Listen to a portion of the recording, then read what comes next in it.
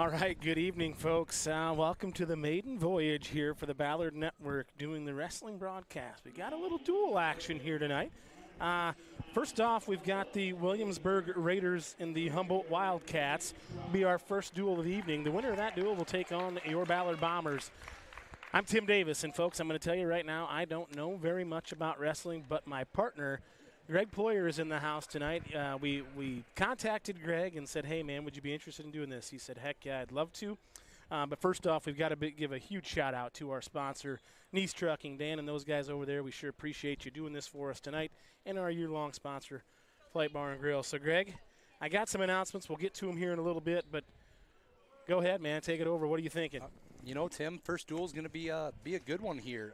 We've got 9th-ranked Humboldt versus 24th-ranked Williamsburg, starting at 113 pounds.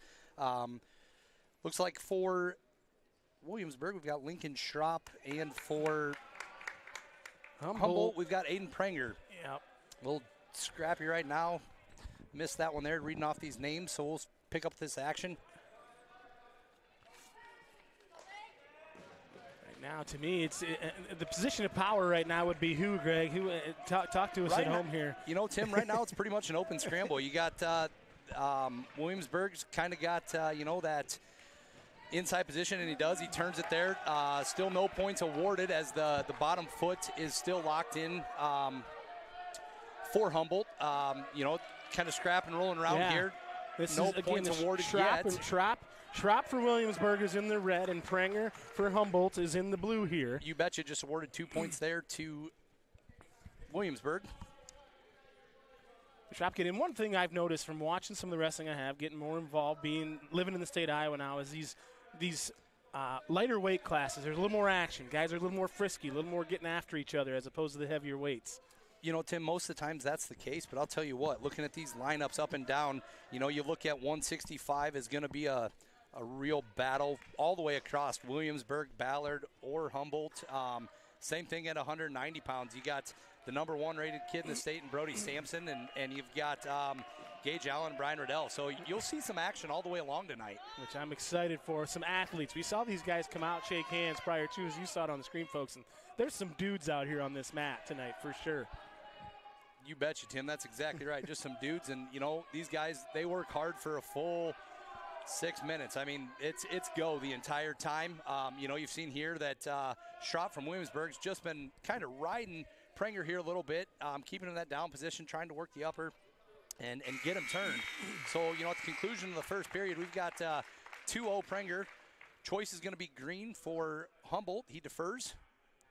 Schropp chooses down. So obviously, Tim, being new to wrestling, the goal here is to escape, right? Yep. And escape's worth 2 if I'm looking at that, right? Correct. No, incorrect. It's worth 1. Escape is worth 1 point. I'm reading yes, sir. Right now off my. And guys, folks at home, Greg did a great job giving me kind of a cheat sheet here to look off of, and positions and scoring points and team points. So we sure appreciate it. Like I said, bear with us. We'll try to have some fun. We're doing this first one to kind of get our feet under us because the winner of this duel takes on your home Ballard Bombers. So that's a good thing for the Bombers. Maybe get them more out a little bit, whoever we get to see. But you said, these guys have been working all year towards this point right now. You betcha, Tim. You couldn't have said any better. There's 24 teams in Class 2A that are wrestling tonight for a chance to, head to Extreme Arena in Coralville on February 3rd. So it's a big night. They used to do this dual tournament the Wednesday before individuals, and it's just recently moved to, this coming weekend, which I think is a great thing. It gives kids another weekend to wrestle, and it gives, it decreases the risk of injury the day before. Sure, and in any sport, right? Any contact sport, we're worried about injuries, we're worried about kid safety, which is a good thing to do. And like you said, get another weekend of wrestling, and it gives Coralville a chance to kind of showcase what they've got going on over there. Yeah, they do a great job over at Extreme Arena. They have the Salute Soldiers that they've hosted here on the NCAA level, and they've recently just got the duels. They've taken it from Wells Fargo, and they're taking it over there this year, which is a great thing. It kind of showcases both sides of the state, and really, lets kids travel that may, travel over here from Eastern Iowa. But we've got a little scramble going on here. Prenger was on top, reversed by Schropp. What a great move. Prenger was riding him hard there, and he just couldn't finish. And, the reversal by Schropp, kind of working the half Nelson in here. Just got to get a little bit better position off the side. Obviously, these guys, it's all on feel, on what they're going to do. Keep them down, drive them down, turn them, get them to the back, get those near fall points, look to work towards the fall is a big thing. Not a lot of takedowns cutting to go for that tech fall, but we're looking more here, as one of these matches that's probably going to go to a decision, and the big thing in high school wrestling is you need those bonus points. I mean, bonus points are big, the 6 for a pin, the 5 for a tech fall. That's huge for these teams in a dual tournament or dual matches like this. Sure. So it looks like right now Schropp's got the 4-0 lead here going into the third period. Yep. So Pranger's going to have to step on the gas a little bit. He's looking to escape right here out of this one if he can. But so far it's been pretty evenly matched. Just a couple things here or there for Schropp. But Pranger's trying to get to his feet. Here. He's got to break the hands. But Schropp has been so good at keeping that leg and keeping, Pranger on the mat. I mean, that's the big thing. Is keeping the guy on the mat and really working that top position. The more you can work the top position, it's obviously tougher to get out from the bottom than riding up on 100%. top. And there's a reason why Lincoln Schropp is 40-4 on the year, right? I mean, he knows what he's doing out there on that mat. That's a fairly impressive record for just the junior here from Williamsburg. Yeah, Pranger brings in a 29-14 record, which in high school, state of Iowa wrestling, that's still a heck of a season. And he's wrestling a kid that's seen more victories than defeat, and he's doing a good job with only a 4-0 deficit here. Midway through the third period. Right now, with a minute to go here in the third, Pranger's got to get something going here as Schropp is in that position of power, I guess you could say, just controlling the match. From what little bit I know here, so. No, he really is. He kind of let off there, tried to get Pranger to make a mistake. That's the biggest thing right now is you've got the 4-0 lead. You don't give anything up with an escape. You're up 4-1 still if you give up an escape, and they just called stalling on green. So that's for Pranger. He's got to get up. He's got to do something besides rest that head on the mat, and Schropp's just working hard on the top. He's worked hard for a solid 2.5 minutes of this match, and he's still working to try to get that turn. Pranger was just under 15 to go here in the third period. It's kind of desperation here for Schropp, but for Pranger, excuse me. But kind of work that, underarm, get the underarm and trying to work that, roll him over, get some back points, but looks like the time's going to expire on a 4-0 victory for Schropp from Williamsburg to take the 3-0 lead. Yeah, Lincoln Schropp. So wins by decision, 1-7 points. The team gets 3, correct, Greg? Yes, sir. Okay. Yes, sir. So decision 1-7, Tim. Major decision would be 8-14. Tech, which yields 14 points. Tech fall is 15 points. Match stops then. Gotcha. Obviously, it's over when you hit 15-point deficit, and that's 15 points. And obviously, the fall, the pin is worth 6, and that's the big one. That's what gets the crowd into it. Next up, we've got the 120-pound weight class. Owen Mayle for Humboldt and Nolan Kent for Williamsburg. Again, starting from the neutral position here. Again, for you those watching at home, Humboldt is the blue and yellow. They've got the green around their ankle, and then Williamsburg Raiders are the red and black, the white with the red around their ankles. So for those keeping track at home. Yeah, Owen Mayle is a junior, brings in a 31-7 record on the season. Nolan Kent is a sophomore, brings in a 19-23 record. 2-point takedown there for Mayle. Mayle, yes. Whew.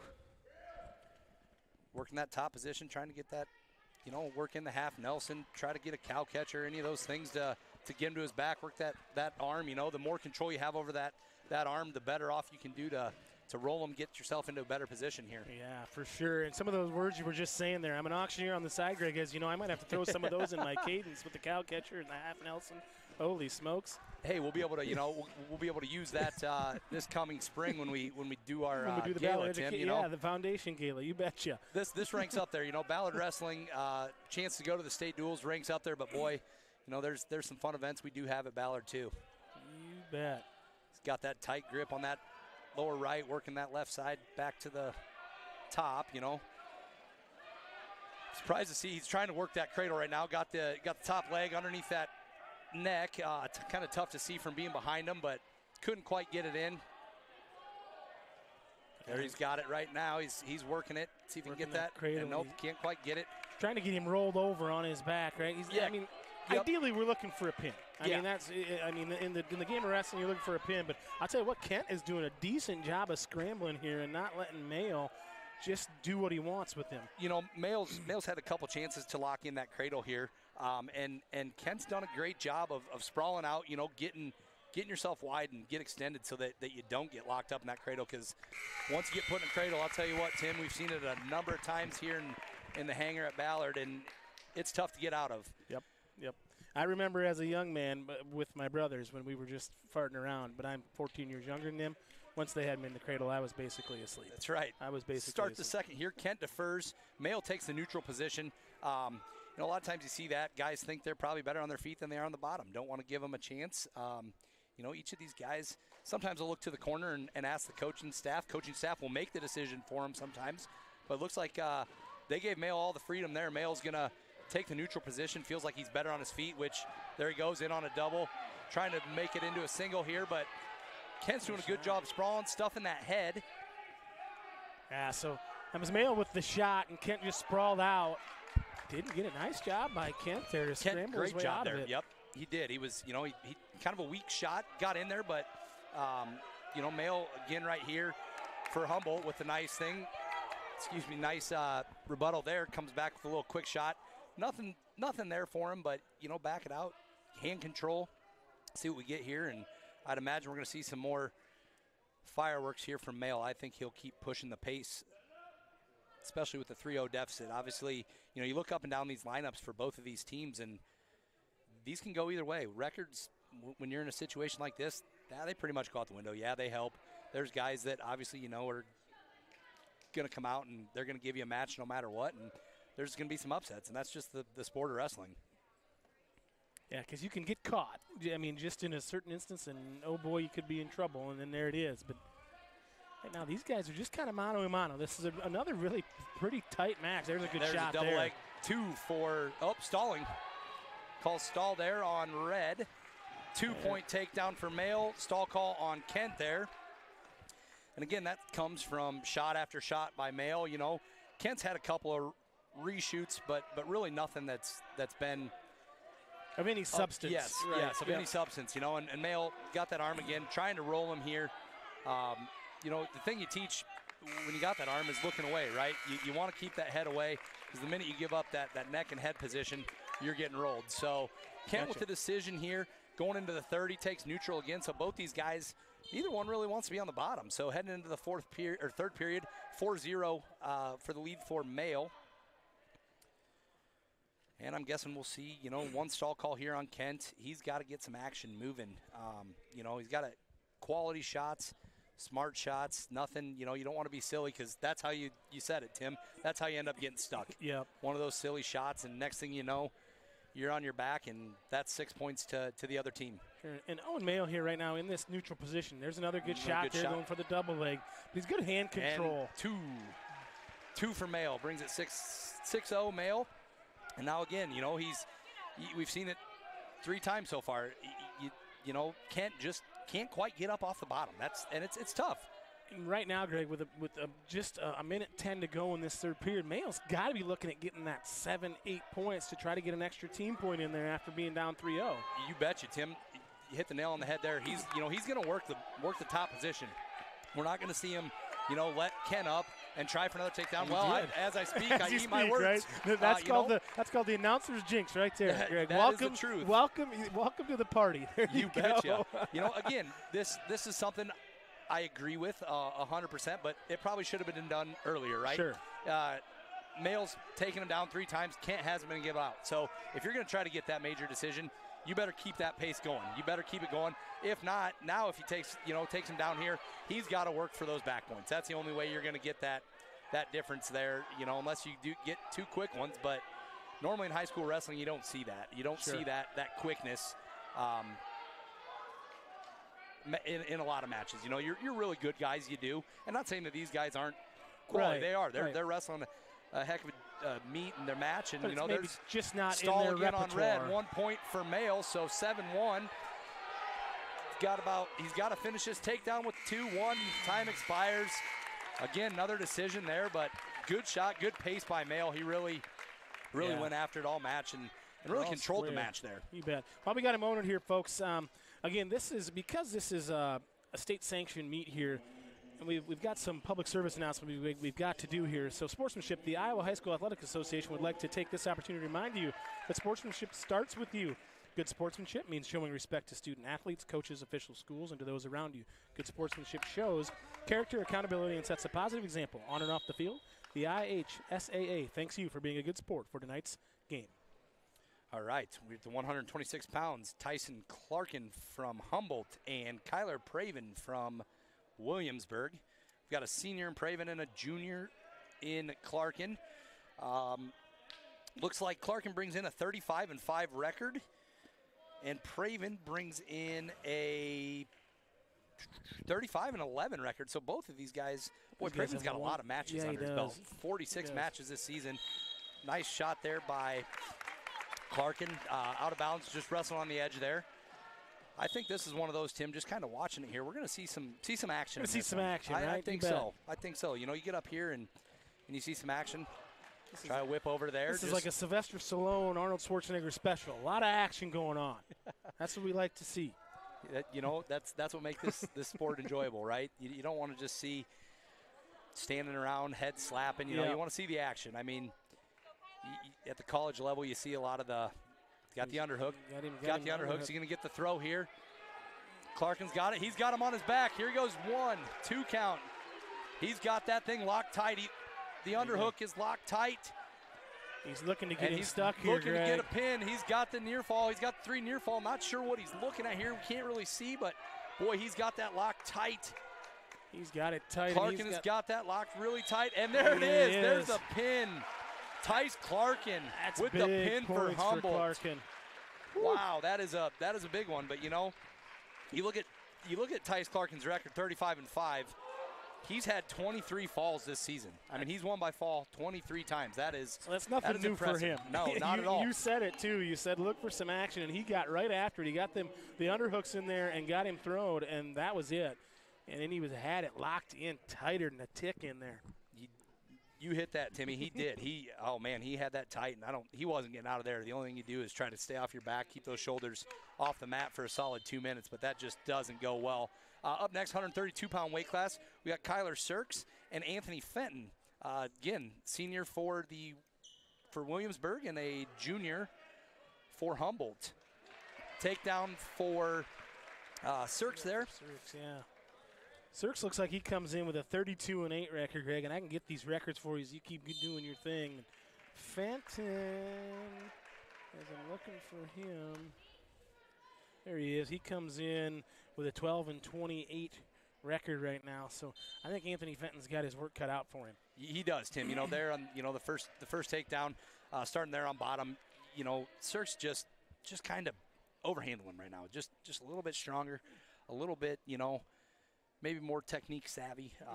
I think, you know, this is going to be a tough one for Fenton, but hey, it's wrestling and anything can happen. So one thing that's picking up here is, you know, Sirks likes to wrestle the edge of the mat. You know, sometimes that can work to a disadvantage for you. But you know, it's all on how our officials are going to call that. If they're going to, you know, call wrestle on the mat, it can work to your advantage for Fenton. You can get fleeing the mat. You know, you get stall calls there, but boy, he gets him rolled. He's going to get some back points here. We're getting 5 swipes there, so there's 3. Going to make it 5-0. Hasn't broke. Back to the center of the mat, wrestling the edge of the mat. I tell you, I said there's advantages, there's disadvantages. There's one of your advantages. You get the break on your 3, you start it over, and you roll them again here. Just technique savvy there by Sirks. Really, really well done. You took the words out of my mouth there, because that is part of his game plan. He just did it right there again. Took him right to the edge of the mat. And there's, you know, we got our first stall call there on Fenton, which I said, wrestling the edge of the mat. Fenton's trying to flee. Yep. And, you know, they called. They called Sirks there on it. And oh, they called that on green? I believe they did, yeah. Okay, running him off the edge of the mat. Yep. There we go. He's got him rolled again. Got that arm just 2 there. Is he going to break? Yep, 2 near fall. 7-0. There he goes, pushing him out. 1-point escape. Again, wrestling the edge of the mat, but boy, he just brings it. I mean, yeah, he let him does. go, and it's man, almost he was kind of right like back. it's kind of like bully ball right now. I mean, he's just kind of he's the aggressor on the mat right now. 100%. You know, and Fenton's trying. You know, he got out, but boy, Sirks just keeps bringing it with another shot there. Tried to get the low ankle pick, but couldn't quite. There he gets it, and boy, he's going to finish this for a quick 2. Well, you were right on that one with the ankle pick, Greg. That was right on cue there. Yep, and you know, you could see he was working that. He keeps going low. You know, 9-1. I mean, yeah, Sirks has just dominated that. He dominated that first period, and we're going to talk about this throughout the evening here. I mean, I guess it depends on how the duel goes. Humboldt historically has been a very good wrestling program, very good wrestling town. They've been there, done that.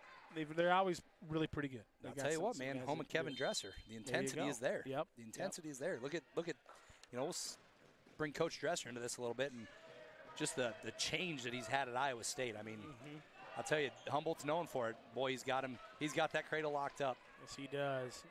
He's getting some back points here. Going to be real tough with that position to stick the pin here, being with his shoulder behind. But boy, he's got that thing locked tight. Right. He's got 3 near falls so far. Once this is awarded, it'll be 14-1. You know, look for that tech fall. Your next move, you let him up, take him down. It's got to be to the back. Yep. I mean, that's what you're going to be looking at. You've got another 3.5 minutes to execute something, and you know, get him to his back, get that extra team point. Breaks his hands free. 3 near fall points awarded. 14-11 for Sirks, and now it's just how's he going to execute this? You know, it's a matter of 5 team points or 6 team points, unless Fenton really turns up the heat. Does something extraordinary here for Fenton, because he's going to have. Yeah, you know, it was one of those that Fenton just was trying to work on the bottom, got himself into maybe a little bit of a poor position, and ended up in that cradle there. But Sirks working from the top here. About 45 seconds left to go in the second period. Still got control of that bottom arm. And one of the things that I have watched enough of it, that hand control and then controlling those wrists and hands, such a big deal, right?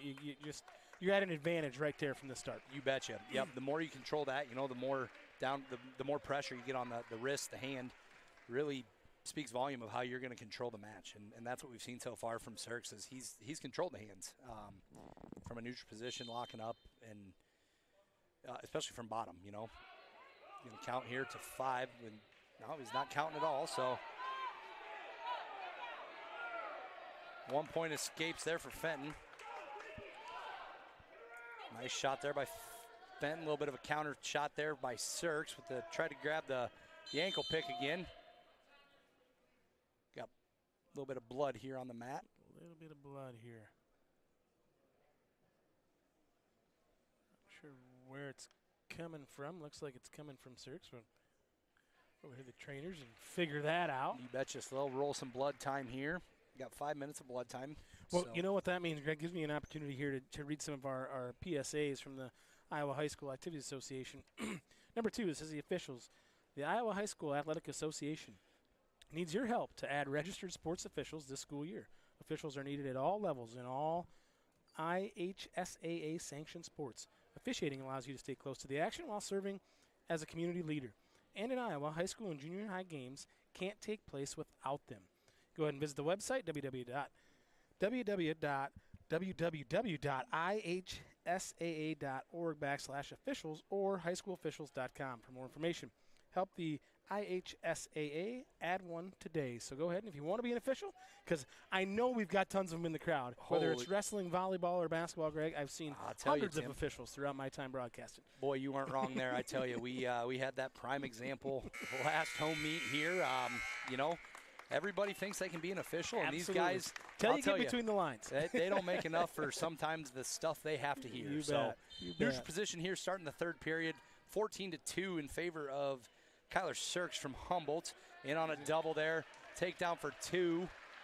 Makes it 16-2. Looks like he's got to get some back points here unless he goes for another, you know, lets him go and takes him down again. But I think we're going to see Sirks here get him into position to roll him, try to get that extra team point. Yeah, he gets that tech fall and he gets 5 points, right? So I mean, yes, that's sir. Not as good as a pin, but a close second. Yep, for just sure. a 1 swipe there, rolls him over. No swipes there, so we're still Just a one swipe there. Nothing to award any points. Obviously, got to have 2 for 2. 5 swipes for 3. So, again, it doesn't really matter here, as any back points are going to end this thing. But boy, I don't know. They're not on. He's on that ankle most times. I know college. I guess I can't really say for a fact that in high school 5 counts leads to a stall, but normally we saw it the other night. 1 point escape there for Fenton. Cut him loose there. So, yeah, if you're looking for this Fenton, tech ball. Fenton in on 2. He's got him. He's in. Scramble there. He's got that arm, though.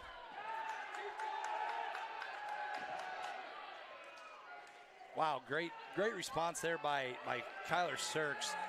He had him there and just found a way to scramble and get out of it. But I will give Anthony Fenton credit. He has not given up in this match, being down not a one ton. bit. Not one bit. The fight is there. He's still going because we've said it how many times, but boy, all it takes is one mistake and you put a kid on your back, and boy, you have him pinned. And there he is, right there. There might be the mistake, Tim. Yep. That might be a pin to seal it. 2 takedown, and he's swiping the near fall. There's the pin for Sirks, and that is big. That's at 16 points there. 6 that gets him. Big.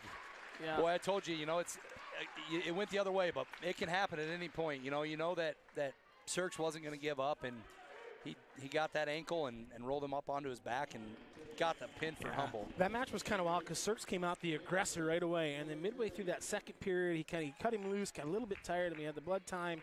And then Fenton kind of came out of the ball of fire there in the third, but Sirks just kind of caught him, and that was that. Just a little bit too much for him, you betcha. 138 pounds here. We got Brady Beers, a junior from Humboldt, and Sawyer Kirby, just a freshman here. A freshman at 138 pounds. Both teams, actually all 3 teams have a few freshmen in their lineup, which, you love to see. Kirby Beers with a shot there. Yeah, Kirby's at 24 and 22 on the year, and Beers is 25 and 13. So Kirby's wrestled a lot of matches. Yeah, and that's, I tell you, you look at the stats here, these teams, boy, it's crazy. They have got quite a few more matches than Ballard does. Yep. I mean, overall records, but it's just great to see how much wrestling in the state of Iowa occurs week in and week out, and our state does a great job with it. Beers still working here. He's got out of bounds there on the edge. Beers had control of the leg, but not enough to get awarded the 2. Back to the neutral position. Beers on the shot. Sirks gets him. Oh, he's got him. He's got him on his back. Kirby's got him on his back. This is Sawyer Kirby, the freshman Kirby's from got him on his back. Williamsburg. Boy, Beers is doing a great job to stay off it, but boy, he looked like he had it there. Kirby's still working it. It's gonna be close. There it is. They got him. Wow. The freshman. Cow catcher to the back. Cow catcher, he wrangled him on that one, hog-tied him and pinned him. Wow, Ooh, that is what a move by the freshman. Boy, those are big points there. That's huge, Tim, I tell you. Raiders. That is huge points there. Wow, Sawyer Kirby, the freshman, with the pin and the 16 points right there. Wow, and that, right off the bat, it didn't look like Kirby. It looked like Brady Beers was going to be the aggressor in that match, and like I said, he caught him on the cow catcher, and over he went. Next up, we have 144 pounds, Jackson Kirchhoff, a freshman, and Albert Bamrick, a freshman as well. So Bamrick from Williamsburg, Kirchhoff from Humboldt. Kirchhoff's 33 and 10 on the year, and Bamrick is 19 and 19, but both freshmen, a couple of good-looking freshmen here on the mat. Future's bright for both of these programs. Boy, I tell you what, you look up and down these rosters. I think I put it out there, but Humboldt has 4 seniors. Williamsburg has 4 seniors. The junior class of Humboldt, they bring back 6. That's huge. And then the sophomore class of Williamsburg brings back 5. So I mean, they've got the future is very bright here. 2-point takedown there for Kirchhoff. Kirchhoff working on the top. Yeah, trying to control that arm. The freshman with 33 wins, he knows what he's doing out there. And especially in the youth wrestling world, Greg, you got some little guys that wrestle. They get a lot of experience. When they get into this high school, they've had a lot of mat time, but then it becomes more of that fine-tuning things, right? And then just kind of growing into your body and figuring it out instead of looking like baby giraffes out there. You betcha. Building that muscle, developing, that's the biggest thing is you see these kids that wrestle right now 100 matches a year, right? Mm-hmm. Which is a ton. And right now it's technique. For the little guys, it's technique. Here, you said it right. You got technique. You got strength, and then you just grit, right? That's right. The last thing is to wrestle, and to wrestle 6 minutes tough, you got to be gritty. Yeah, you just got to, you said it, you got to be tough. You got to have a different mindset. It's mano a mano. You can't blame anybody else for what goes on out there in that circle.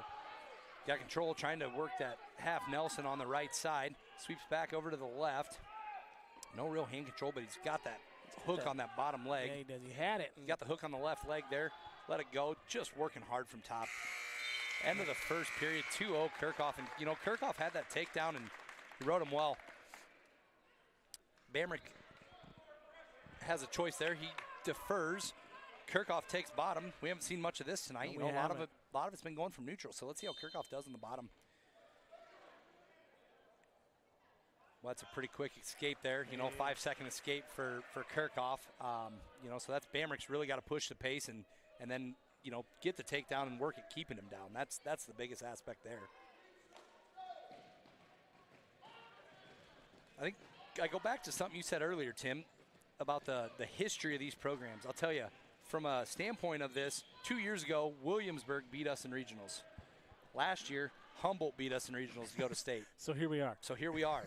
You know, anybody can beat anybody at any given time, and man, it's going to be. Well, then I feel like it's the Bombers' time tonight. I'm with you. I'm with you. All teams, you know, you say, oh, they've got great kids, but boy, we've got some great kids here at Ballard. You know, you see a lot of our boys and girls wrestling. You bring up the youth program in the room on a habitual basis, and you just love to see it. Stalemate there, back to the center. Just kind of a lot of hand fighting there. Not a lot of action. And Kirchhoff with the 3-0 lead here with just a minute to go in the second period. And Bambrick's he's battling right now. Kirchhoff's just staving him off, kind of keeping control. Whether it's head control or early in that first period, we had him on that leg, and there's a shot by Bamrick, but not a great one at that. Kirchhoff sprawls, and he's going to work around. He's going to keep circling. He's got that back ankle. He's picked that. He's just got to break that hand free and get around to the back. And see if Bamrick can hold him off here. There, he's got him in a headlock. He's got him in a headlock. He's going to roll him. There he goes. Two takedowns, excuse me. He's still got that arm, got that right arm. He's going to reposition himself here. Bambrick fighting like crazy to get just to sprawl it out here. There, he's got him. Oh, and he let go. He missed it. He's still got that top arm, though. Keep that arm parallel. Don't get it in that potentially dangerous situation. He's got it. Boy, Bamrick really fighting on the bottom, though. He's not giving up. He's got to let this thing last one more second. And he did. He did it. I mean, he was locked tight in a headlock and fought his way out of it. 8-0 end of the second period for Kirchhoff. Bamrick chooses neutral, so we'll start on our feet again. Bambrick's got to make something happen here, trailing 8-0 here in the third. And we say that, but he doesn't want to make something happen too much to get caught, because points are points. Points are points. He's got. He doesn't want to give up too many, but he wants to get some. Yep. Bamrick had a shot there. You know, I thought Kirchhoff could have worked the underhook there. Sweeps down, he's got the single leg. See if he can finish this. And there it is. That should be two. And now Kirchhoff's trending towards that tech fall. He's in major decision range already, but then a tech fall would be some extra points for him to get. That would be nice for those team points. Yep. You know, it's one of those things that he's got to decide, right? The coaches are obviously yelling at him in the corner, telling him what to do. Okay, do you let him up, try to get a couple takedowns here, or do you just work it from the top position, try to get those back points? And either way, it's going to be tough to get to that tech fall right now. I have a feeling with him just under a minute to go, but, you know, that's why you keep working, see what you can do on the top side.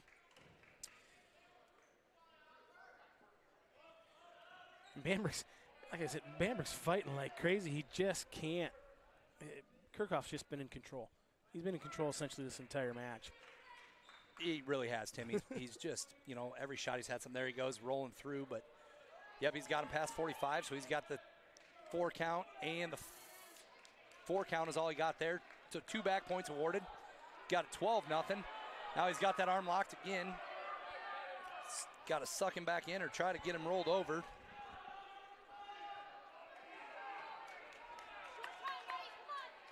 Short time here, 15 seconds left. Just don't want to give up that tech fall. You know, you've got a major right now.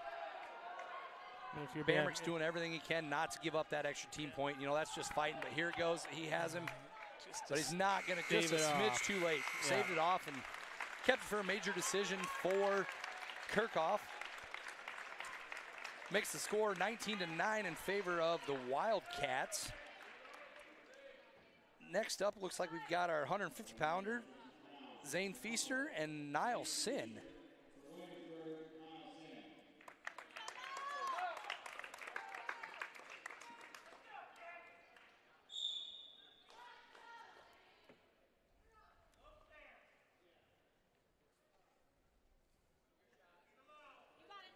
Feaster, the senior from Humboldt, and Sin, the junior from Williamsburg. Feaster comes in at 20-13 on the year, and Niall Sin is 40-5. So if there's a favorite, we would say that it would be Niall Sin here from Williamsburg, and you got to believe he's going to be looking to do something special here to gain back some team points. You betcha. He's, you know, like you just said, I think he scored 208 team points this year. I think he is second on the team in team points. So he's won by some big ones, and there he is with 2-point takedown. Yeah. You know, most of his victories this year have come from fall and tech fall, so he's going to work for that. That's going to be his thing here, and he's got to get some of these team points back for Williamsburg to stay in this thing. You know. That 218 points, that's almost more than your fantasy football team scored this year. Oh, boy, Tim, we don't need to bring that up, I tell you. Producer Dan's over here chuckling. Tough season, injury bug. I'm going to go with that. It wasn't poor management on my part, I don't think. I got to jab him a little bit, folks. He's in a fantasy draft action here, and executive producer Dan Inkster's in it as well. So got to have a little fun while we're up here, but Sin's got to be, we just said it, he's got to be looking to do something here as far as getting some pretty big points. And Feaster's, you got to believe Feaster's job is to not obviously allow that happen, but just avoid that pin, avoid that tech fall type thing. You betcha. You know, Sin's been riding hard on top here. He's doing a great job. Feaster, on the other hand, you know, kind of on the mat, not there, but he's got that arm trying to run him over. But, again, Feaster doing a great job fighting it off. And there is no riding time points, right? Not in high school. There is in college, though, correct? Okay. Yep. Anything over a minute is at the end is 1 point awarded, you know, and then if it goes to overtime, that plays into sudden death and things like that. Sudden victory, I should say. Yep.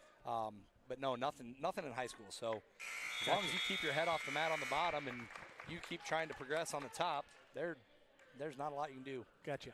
Green defers there. Red chooses down. So it looks like Feaster will be on Feaster's top. on top. Sin on the bottom, and boy, he exploded off that whistle. Yeah. See what Feaster can do here and lets him out. Boy, that was quick. A 3-second escape there. Yeah. That's just, again, 40 wins on the season. He's technically very sound, and we've seen it so far. He escaped there quick. He rode him out the first period, and boy, if he gets, you know, something special with the ankle pick here, locking that in, 2 points, gets on the backside. Yeah. Working his way up. Let's see what he does with this arm. You know, if he can control the hand, get that arm whipped over. Try to get some back points here because he's, like you said, Tim, he's got to do something to create a little more scoring for the Raiders. Mm-hmm. The team points, obviously, on the dual action, well, any meet, but this is really important here. And you could say for the Humboldt kid, for Zane here, it would be feaster famine for Zane, if you wanted to say that. We still got him, folks. Even in wrestling, we can pull out the dad jokes every once in a while. 1 point escape there for Feaster. There you go. You know, I think Sin just gave that one to him, right? Let him off edge of the mat, knew they were going to come back to the middle, and we're going to see the speed pick up here for Sin, I think. Yeah, now, it's like you said, feast or famine here. Yep. Right? Yeah, and for Sin it really is, because I think I believe his directive was probably, hey, we need major points. We need major points to get back in the Boy, another ankle pick coming back there. 2 point takedown for Sin. He is lightning quick on some of that stuff. Yes, he is. Boy, that was a quick one, and 1 point escape gets him back to the edge of the mat. Back to the center we go.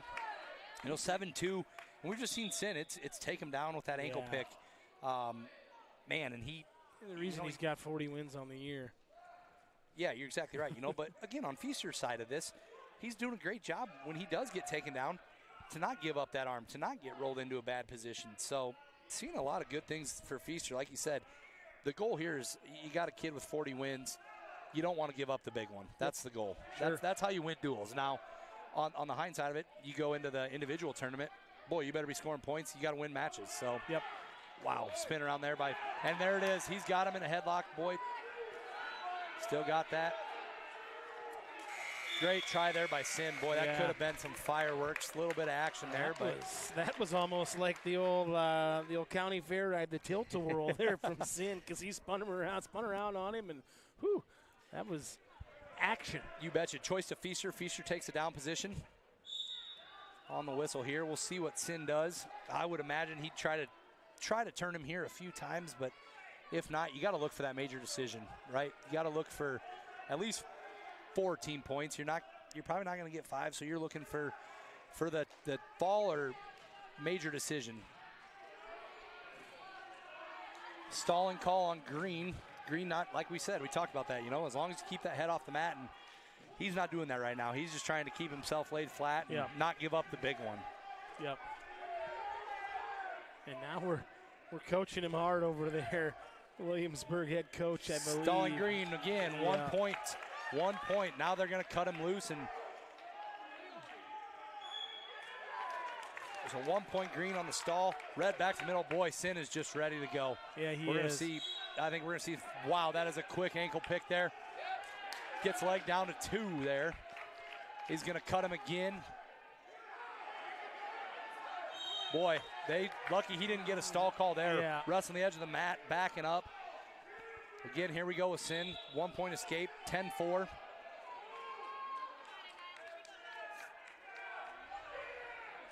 And I think we know that Sin knows what he needs to do here. He is being aggressive and going after Feaster. Yes, he is. He's going for that major decision. Yeah, he wants them extra points, and they need him. Williamsburg needs him here to stay in this match. Feaster with a shot. Good counter there by Sin. Lets the leg go. Gets the arm back. Good job by Feaster there not to give it up. No action. Sin looks up at the clock, knows he's got some work to do here. Needs a takedown. Really needs a takedown. Get that major victory there. He's got the leg. And there's out of bounds. Says it's in progression. Boy, I tell you, he's getting lucky on the edge of the mat there. Yes, he is. Feaster is. He's avoided it 3 times. A little shot there. He was looking to get that ankle, didn't get it. Stalling again. There's another point. Yeah. Stalling again. There's 2 takedown. That secures the major decision with 1 second left. Time expires. Boy, that's big. Feaster got kind of caught there, looking at the official, seeing what was going on, and Sin capitalized on it. He did. He kind of looked at the clock to see where he was at, and he looked at the official. And you're right, Sin went right after it. Tell you what, we got a minute here, Tim. You want to thank our sponsors again, or do you want to do that? I would love to thank our sponsors again. We thank Nice Trucking. Anytime we do something that's affiliated with the state, the Iowa High School Activity Association, whether it's the boys union or the girls union, we need to have a sponsor. Nice Trucking stepped up. We appreciate those guys, Dan and Chris, and all those guys that work over there. Nice Trucking. They live here in town, and they allow us to do this along with Flight Bar and Grill. They've been our sponsor all year long. Those folks over there, Matt and Marianne and the crew, we sure appreciate that. Allows us to bring you this action free of charge on the Ballard Network. 157-pound weight class. We got Trey Al-Hamid for Humboldt. He's a junior, wrestling against Logan Schmidt, a sophomore from Williamsburg. Schmidt with the shot there. Al-Hamid comes in at 20-18 on the year, and Schmidt is 16-25. So, a couple of pretty close 500 guys record. Absolutely. Close matchup. Schmidt there on the quick shot first. Let's see if he can get this thing and get him down to 2, secure 2 for Williamsburg. Al-Hamid doing his best pogo stick impersonation here on that one leg. Holy smokes. There he goes. 2-point takedown there for Schmidt. Now you watch is how do they ride him? Is he going to be able to ride him? Is he going to be able to turn him? That's the big thing. The ones we've kind of called here, you've been able to see it. You know who's going to take control. And boy, right now Schmidt is doing a great job in the top position, securing the leg. Locked hands call there. That's going to be 1 point for Al-Hamid. So locked hands comes into play there. Obviously, Tim, locking hands can't break the grip. Okay. You know, it's one of those that the locked hands gives you the advantage. Tougher to break than the inner, you know, grabbing the wrist. Gotcha. Caution there on red. Jumped a little bit too early there. Wasn't completely set. Just a little got a caution here. Yep. Al-Hamid with the jump there, right off the whistle. Schmidt brings him back down to the mat. Good mat return there by Schmidt. Again, edge of the mat wrestling here right now, again, Greg. You betcha. Out of bounds call there. Brings him back to the middle. We'll have Al-Hamid down in the bottom position. Schmidt will cover. Schmidt will cover. You combine the two names there. I did. It's easy to do. I did. It's easy to do. Ankle pick there. Nice cross step over. Good mat return there by Schmidt. Schmidt doing a pretty good job riding on top position. You know, that locked hands, he's got that arm, he's got the elbow up. Don't get too high. Reposition. Great ankle pick, swings him back down again. And there's one escape for Al-Hamid. Schmidt with the shot. Back to the neutral. Al-Hamid trying to circle back around. Schmidt has a double. Takes him down for two. Gets him to his back. Rolls it back, kind of his back, I guess. He's running that. There we go. End of the first period. Wow. Hey, a little bit of action there. Yeah, I tell you what, both of these guys are wrestling right now. You know, Tim, I got to give you a little props, though. You get into the action. I do. You know, it's exciting. It's hard to, well, it's exciting, but it's hard to kind of not mess up your words when you're doing it, too. You guys 100%. Take some practice with this. I know I saw you and Megan Mudd and Brock Bierman all season long. It's like, oh, I could always do that. And, boy, you get going and you got to collect your thoughts. You got to sit back and collect them a little bit. Stay a little more cool, calm, and collected. So what you're seeing, and especially here, the thing I love about wrestling, and I've been to them, I've watched them, but the crowd and the momentum and the energy in the building is something. I mean, we're down here and we're over here on the Williamsburg side and Humboldt's across, but the parents and the coaches and everybody gets into it. And you know, we did the flyby show with Coach Mitchell from Grandview. Yes. And just some of the stuff, seeing videos of him and getting into it at the college level, it's fun. And the Brands brothers, and you talked about Coach Drescher. Man, it is just exciting stuff. Oh, and Al-Hamid just gets him on. You know, takes the down position and trying to kick it loose, but just couldn't quite get there to the edge of the mat. So no points given there, correct? Nope, nothing there. So back to the bottom position. But I like what you said, Tim. The intensity in this sport is it's something that's unmatched. You know, my wife's family, big wrestling family, go to the NCAAs every year, and boy, this is why. Right now, you've got just intensity. I mean, he's got the half Nelson locked in right now. Now it's can he turn him? That's the biggest thing. But Al-Hamid's doing a heck of a job on bottom, not to give up. You know, kind of his bridge position here, or the base position, right? You don't want to give that up, get yourself rolled into a position. I think he's going to work himself out. I think he's going to work himself out the backside. He did. The 1 point escape. So position there where, you know, Schmidt stays a little bit lower, has a chance to put him on his back. Al-Hamid works his way out the backside. So it's 4-3 here. Advantage Schmidt. Schmidt's got it. He's got him locked up. He's trying to get that cradle locked in, isn't he, Greg? Yes, he is. He was trying, and he's got it. Now it's just, is he going to be able to do it on the – no, he doesn't have it. Keep him on the mat. He does not have it locked in. It's just who's going to control this grapple here. You know, this little exchange back and forth. Al-Hamid's got to control the leg. Schmidt's got control of the ankle. Neither guy really has control of the hands. Back to the neutral position. Mat awareness there, right? Yes, sir. Al-Hamid did a great job there. Knowing where he was at.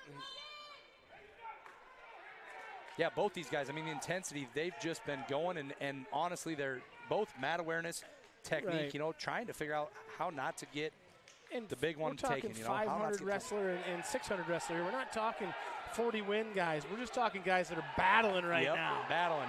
Well, that was a great double leg there by Schmidt for 2-point takedown. 6'3" Schmidt. Thought Al-Hamid might have had him there. It was real heavy on the hips. Just couldn't quite overcome the momentum of Schmidt.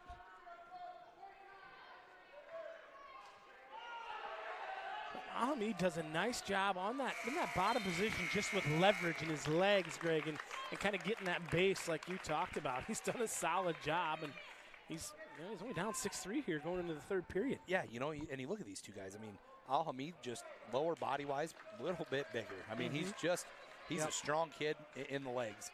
You know, Schmidt, a little bit taller, lengthier, probably playing up to his advantage a little bit, but Al-Hamid's not giving up the big one because of his lower body strength. I mean, able to keep a base, able to keep himself off his back. You know, these are big team points here. Whoever comes out on top. Al-Hamid. Schmidt takes bottom, Al-Hamid takes the top here. It's going to be, you know, if Al-Hamid can get him turned here. We haven't seen Al-Hamid on top yet. We had him there. Decent sprawl. What did you call it, a sprawl there by Schmidt? Yeah, you betcha. Down? It's, you know, Schmidt trying to get out here, but he's turning into it, right? He's trying to work. You know, you kind of got to get to your base here, get your chest on the mat, get your feet under, just like he did there. But he's, you know, good job by Al-Hamid rolling back through, getting him back down. Now it's just, okay, how long do you ride him here and try to get it? I think Al-Hamid's got to keep him on the mat as long as possible. Try to get those back points.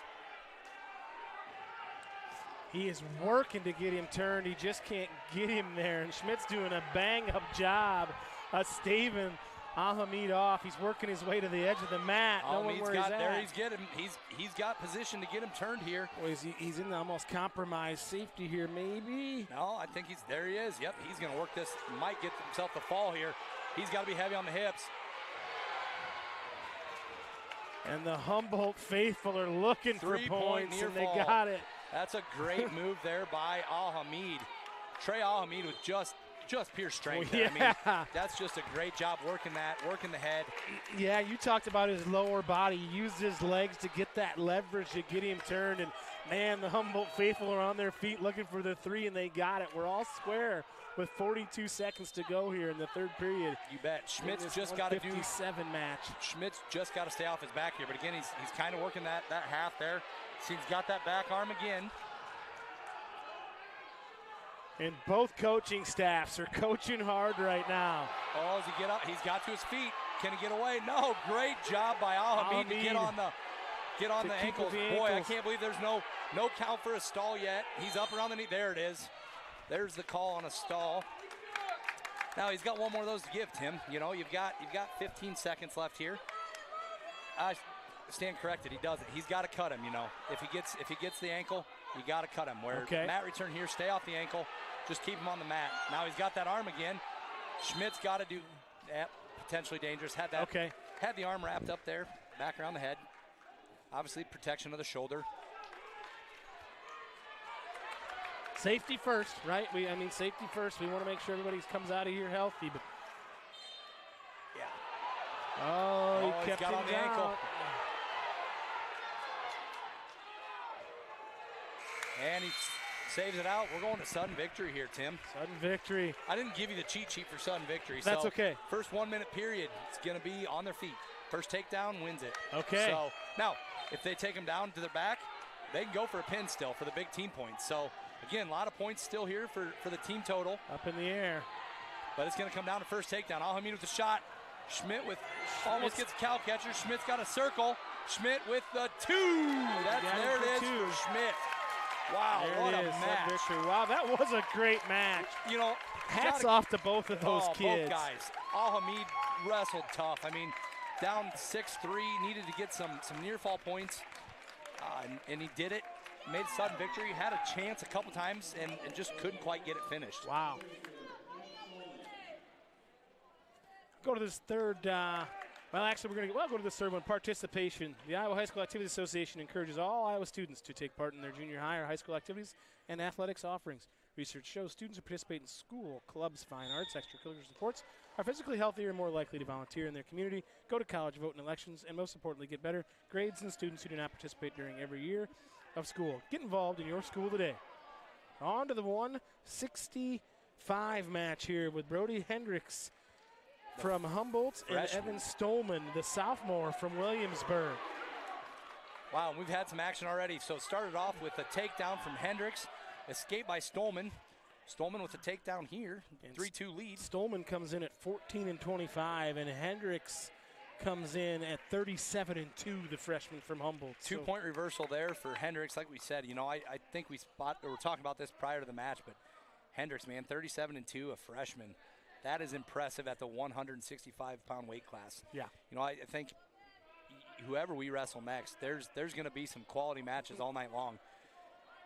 Hendricks working that elbow. Got the shoulder back. Looking for the turn here. He's going to keep just driving him. He's got that chin right in the middle of his back, Greg, right? And that's position A, I guess, if you're going to say that. You betcha.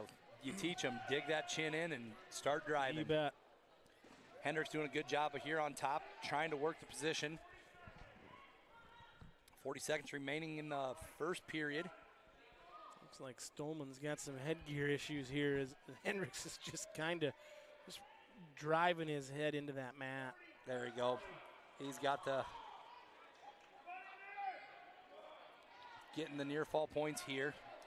I think we've got it. Oh boy, he is flat there. He is flat. There he is. There's the stick. Hendricks. Yeah. Hendricks, I tell you, man. That's 37-2. Yep. You know, with 22 falls on the season, 3 tech falls. I mean, the kid's put up bonus points in 28 of his 39 matches, so that's pretty impressive. That's an impressive freshman there for the Humboldt yes, Wildcats. Yes, Holy it is. Smokes. 175-pound weight class. We've got Landon Halverson, Cale Moore. Moore is a junior as well as Halverson. So Halverson for Humboldt and Moore from Williamsburg. Williamsburg. Moore comes in with 11-2, so maybe he had some injuries or maybe just worked his way in. And Halverson here comes in at 17-5, so should be pretty competitive match again. Yeah, you know, you look out here and I think you hit the injury spot. One of them's got a sleeve on the knee, the other one's got a brace on the shoulder. So might be 2 guys that have dealt with some injuries, you know, a little banged up, which happens quite frequently in this sport.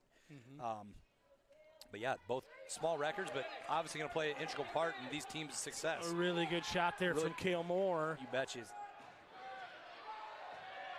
Got to bring him to the mat, get control. There it is. There's 2 for Cale Moore.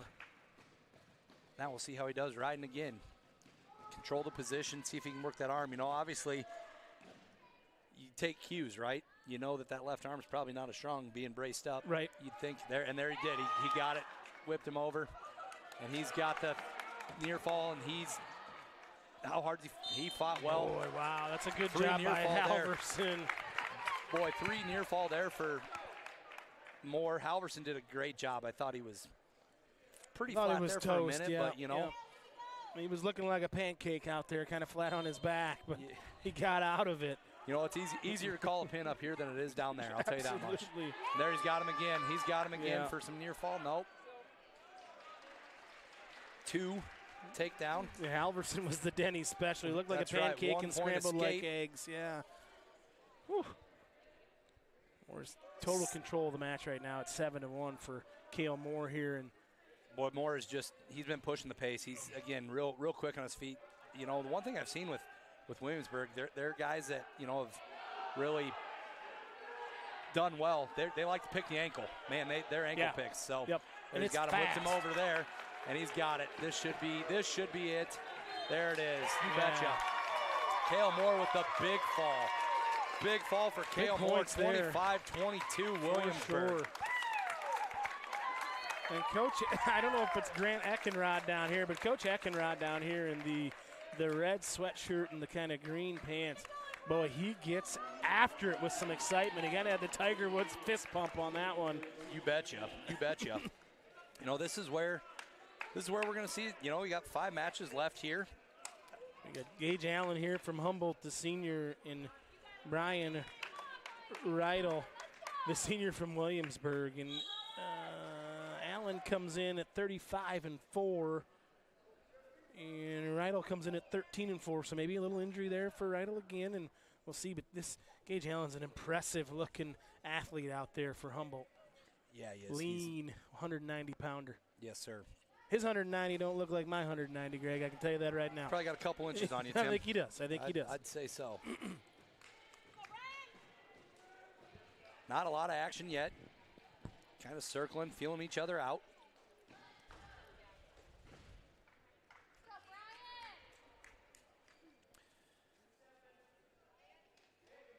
Yeah, they are. They're just kind of circling around and seeing who's going to do what here. Kind of pressure on the head there from Reidel. Allen swoops back with his as well, fighting the hands. It's going to be who can control here. That's the biggest aspect of this. You're right. Allen's got some length on him, that reach. And you see different types of wrestlers. You know, you always used to be, well, the little squatty guys, they're always wrestlers. Now you're seeing these guys are a little longer and leaner with longer levers, and they get more leverage and can keep you away. It's kind of like boxing almost in a way as far as how that works. And correct me if I'm wrong, but it's interesting to see the different body types and how it's kind of progressed throughout the years. Crazy. You know, you look at somebody like heavyweight Gable Stevenson to, you know, a Tony Cassiope, just the difference in that. You know, you see this at all levels. I mean, just the difference. Jordan Burroughs at the national level, too. I mean, just guys that are integral parts of the sport, just the difference in body types. Sure. Whereas you got guys that may not look as cut, and guess what? They're just as good. Right. They got that farm strong or that farm kid strong or that old man strength. But, well, you look at, and I can take you way back, but that Rulon Gardner, right, won a gold medal, and that guy didn't look like anything. 2-point takedown there from Allen. Boy, that was a nice little under. A little quick there, too, from Allen. Yeah, real quick on the feet. 2 points at the end of the first period. That's a big one for Allen to get there. Allen defers the choice. Choice goes Rydell. He's going to take bottom.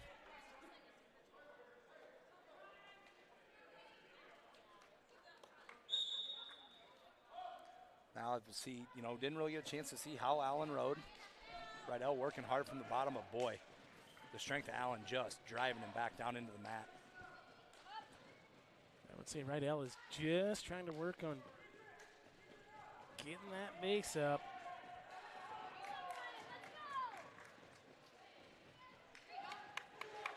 Getting the base. Oh, he tried to go the up, cradle him up. Didn't escape for Rydell. Yeah, with a nice job there on that escape. Could have given nice ankle pick there by Rydell. See if he can finish. Great sprawl by Allen. Heavy hips. We talked about that, the lower body strength, man. And, you know, you get those hips on the head and can't finish. But, boy, Rydell works back up. Back to a neutral position. Couple chances there for Rydell. Just great job by Allen. Kind of countering heavy on the hips. Get weight on the head, pressure on the head, you know, not letting him finish that shot.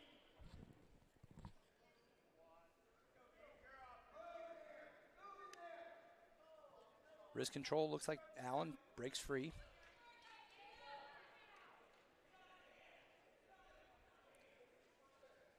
One thing I've seen from Rydell, really likes to be heavy on the head. Yeah, he does. Likes to lock him up, bring him in close, which can work to your advantage, right? If you know how to counter that, you know, and Allen's done a great job of that all night long.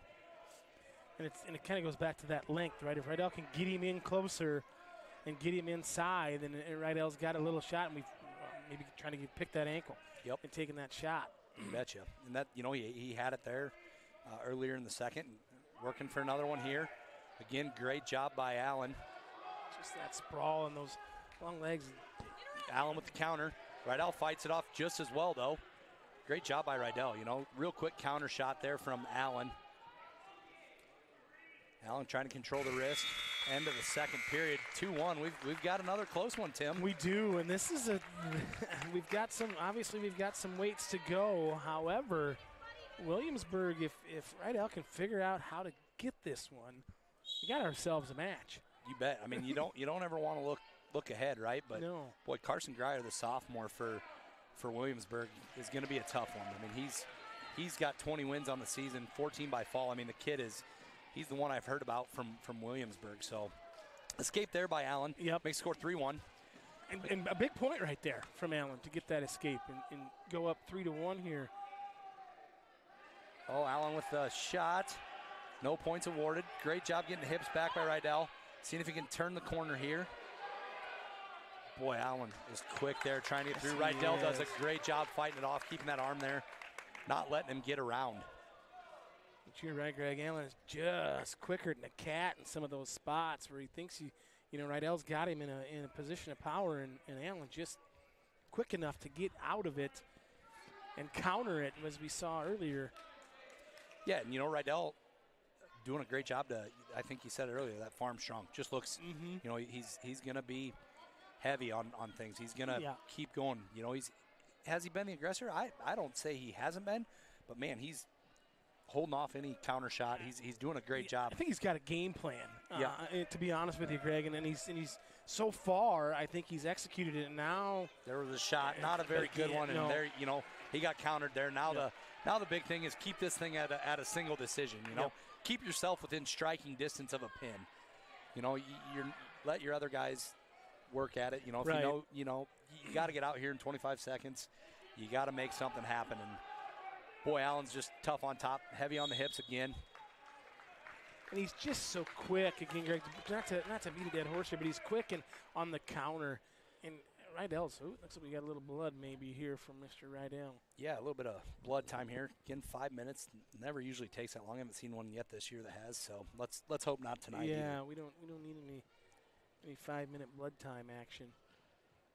Yeah, you know, Chad Beeman in the Wildcats. Boy, you see some things with this wrestling history there that just quickness. You know, you see a lot of quickness out of these guys. And that's, like you said, the history of the Humboldt wrestling program is built on that. I mean, you look up and down, and it's just the quickness and the counters. I mean, they counter quick, time in and time out. Williamsburg's done a great job all night of fighting those off. Rydell's got to make something happen here as he trails 5-1 in this third period. He'll be in the down position. Rydell in the down position, tries to scoot out, sit out. Good mat return there by Allen. Rydell right back to his feet. See if he can break this here in the last 9 seconds. Turn around, get something quick. But, boy, there it is. He's got to have something real quick here. You might as well throw at it. Two at the end. Two at the end there. You know, doesn't give up anything on the decision side. A good shot there by Rydell. Allen with just a quick counter, spins back around and takes the final two for the decision. 28-22 in favor of the Wildcats. Brings us to our 215-pound weight class. Both these guys seniors. Ethan Conert from Humboldt and Gavin Vesey from Williamsburg. And Vesey comes in. We'll get a record here for Vesey, 29-19 on the year. And Coonard is 19-20 on the year. So just a little bit below 500 for Coonard. But Vesey, 10 wins above the 500 mark. And has, again, wrestled quite a few matches. Oh, man, I tell you, both these schools, when you know, I've been around for quite a few of ours, especially our home meets. And, man, these guys they've wrestled a ton compared to us. We have had a couple that have been snowed out. Obviously, we all loved the weather here a couple weeks ago. So right. It was cold and snowy for sure. Yeah, Vesey again, you know, with 38 matches under his belt, he's had a couple falls. He's had 17 on the season, but you know, he's just one of those guys that he's won some close matches too.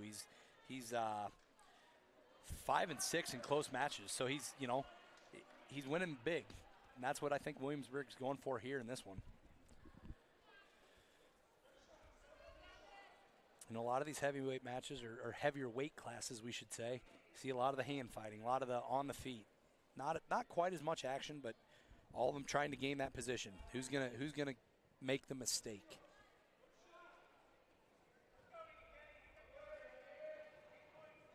Vesey kind of heavy on the head, fighting that hand control, back left and right, just kind of staying heavy on the neck. A little bit similar to Rydell, which we saw was heavy on the head from Williamsburg. And again, tries to step through there, but game plan and and execution here is what I'm guessing. If you're Williamsburg, that's what you're looking for: is stick to it and see how it shakes out at the end. I'd imagine you see very similar styles between Rydell and Vesey. I'd imagine they probably wrestle quite a bit in the room. Yep, in the room. Yep, they're together. You know, they're together. They're the ones working at each other, and I can tell you for a fact in our room. Our 190-pounder and Brody Sampson, and our 215 and Henry Christensen, they're working with each other. Those guys, you know, it's how you get better. Making each other better. Yep. You're absolutely right. And they had good success last year. They've been great this year. And same thing in probably every room you go to throughout the state of Iowa. You betcha. You want best on best, especially when they're comparable in weight classes. And BC and Coonard here just kind of feeling each other out. Yeah, a lot of hand fighting. Cooner fights that off. Vesey trying for a single. He's got double in there, but can't finish it. Time expires. 0-0. Choice is going to be to, looks like Vesey. He's taken down. Yep. He wants to get out from the bottom position, get that early 1 point. He gets up and they quicks. Boy, he got up and out. Oh boy. Nope, they didn't give him the reverse. Wow, they didn't even give him the escape. Give him the escape wow. there. I guess he didn't have full control. He tried to kind of come around and get the head, try to reverse him there, and didn't work out to his favor. Yeah, Cooner took him right back down. Yeah. He was quick off the whistle, though. That's a key, right? Mm-hmm. You know, you can take those cautions if you want to be a little quick. And boy, VC got away with one there.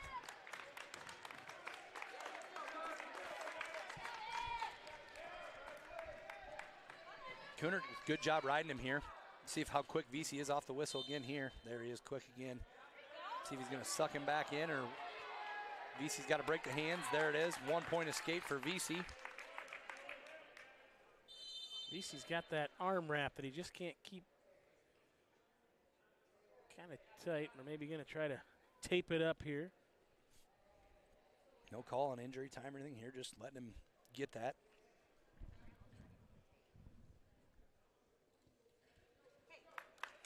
You know, it's one of those things, I think, you get these times, and sometimes it's like, oh, do we just want to give these guys a little bit of a break, right? Catch your breath, and let's get some action. Sure. Going. Back to the neutral position. VC really good at being, like I said, heavy on the head. Yep. He's constantly got his head up, or excuse me, his hand up on the neck. And him and Rydell, very similar styles between Yes. him and Brian Rydell. And like I said, they probably because that's who they are in the room on a daily basis with each other. Little shot there, not much from Cooner. There he is on the single. VC fights it off. VC's getting position here. Is he going to get her out of the back? 2 for VC there. VC's working working VC hard. worked hard there. Yep. Cooner with the first shot, and VC just straight up capitalized on a reshot. Boy, he's working that wrist on the left hand. Trying to work that arm, get it back up behind, and get him rolled here.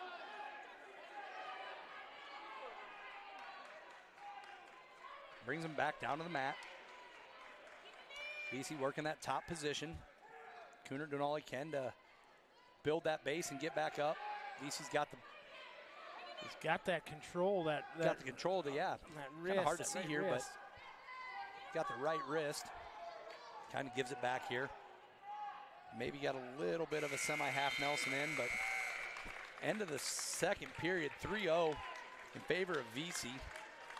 Boy, VC comes up there, looks a little winded. He does. He looks kind of gassed here a little bit. Boy, you got to see what's going to happen here in the third. Cooner, gets down, gets into his position. VC looks a little bit tired. He does. Caution on red, didn't come set. And VC's maybe just working a little bit here to get his breath. Just a few more seconds here to regroup. VC with the good control, got the inner thigh.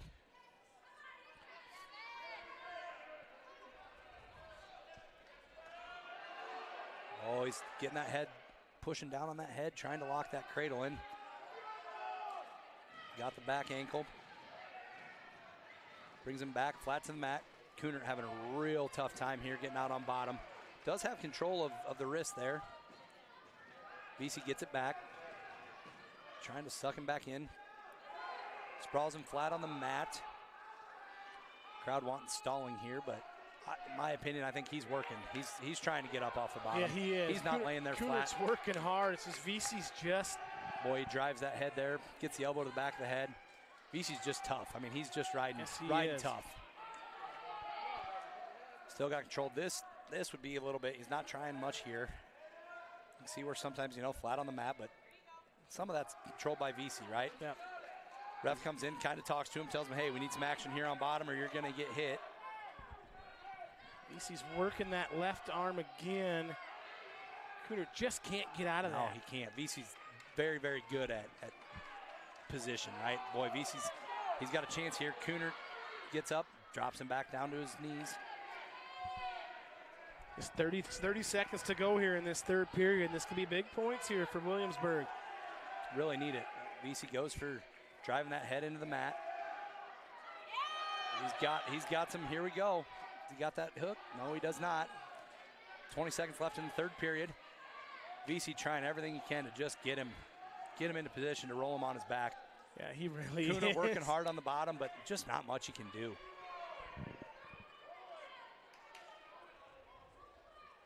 VC just going to ride him out here, it looks like, for this 3-0 win. 3-0 win brings the score to 28-25. we've got a good one with 2 matches left to go. 2 to go, yeah, you bet. You know, you just want to see some fireworks. We got sophomore. Yeah. So here we go. You got Jack Guy, sophomore for Humboldt, and Carson Greer for Greer. I think it's Greer. I think it's Greer, yeah. Carson Greer, yep. sophomore as well. 8-8 for Jack Guy. The guy from Humboldt is 8-8, and Greer here comes in at 20-1 on the year for the Williamsburg Raiders. So the favorite here is Greer, but Jack Guy, you know, these Wildcats at 28-25. Pivotal match with pivotal points on the table here. You betcha.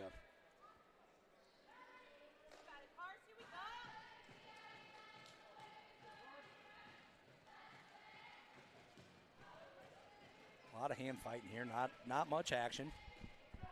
Again, kind of feeling each other out, but that's Greer going in kind of on that head again, where we've seen these hevier weights for Williamsburg have all been heavy on the head. Yep. You betcha.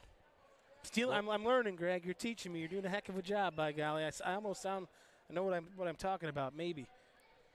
You know, Tim, the more you watch, the more you learn, right? That's right. Absolutely, 100%. A little shot there by Greer. Not much of a shot, but working kind of an underhook. Tried the trip. Greer really kind of the aggressor, in my opinion, right now, but Guy doing a great job on making him sure. Off. Yeah. He's playing good defense, I guess, if there is such a thing in the wrestling world. The guy's doing it to a T at the moment for the Humboldt Wildcats.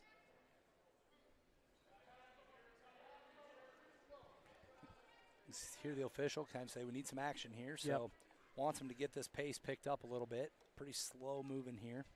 Couple shots, you know, in the first minute and a half, but not much. A lot of hand swings and heavy on the head, and that's about it.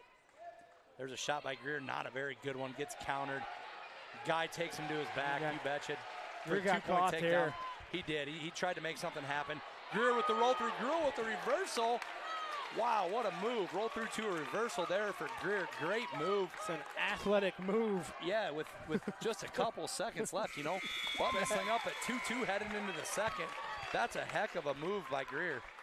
From nothing to something with 20 seconds to go. It looks like we got some blood, maybe. Yeah, no, Guy defers there.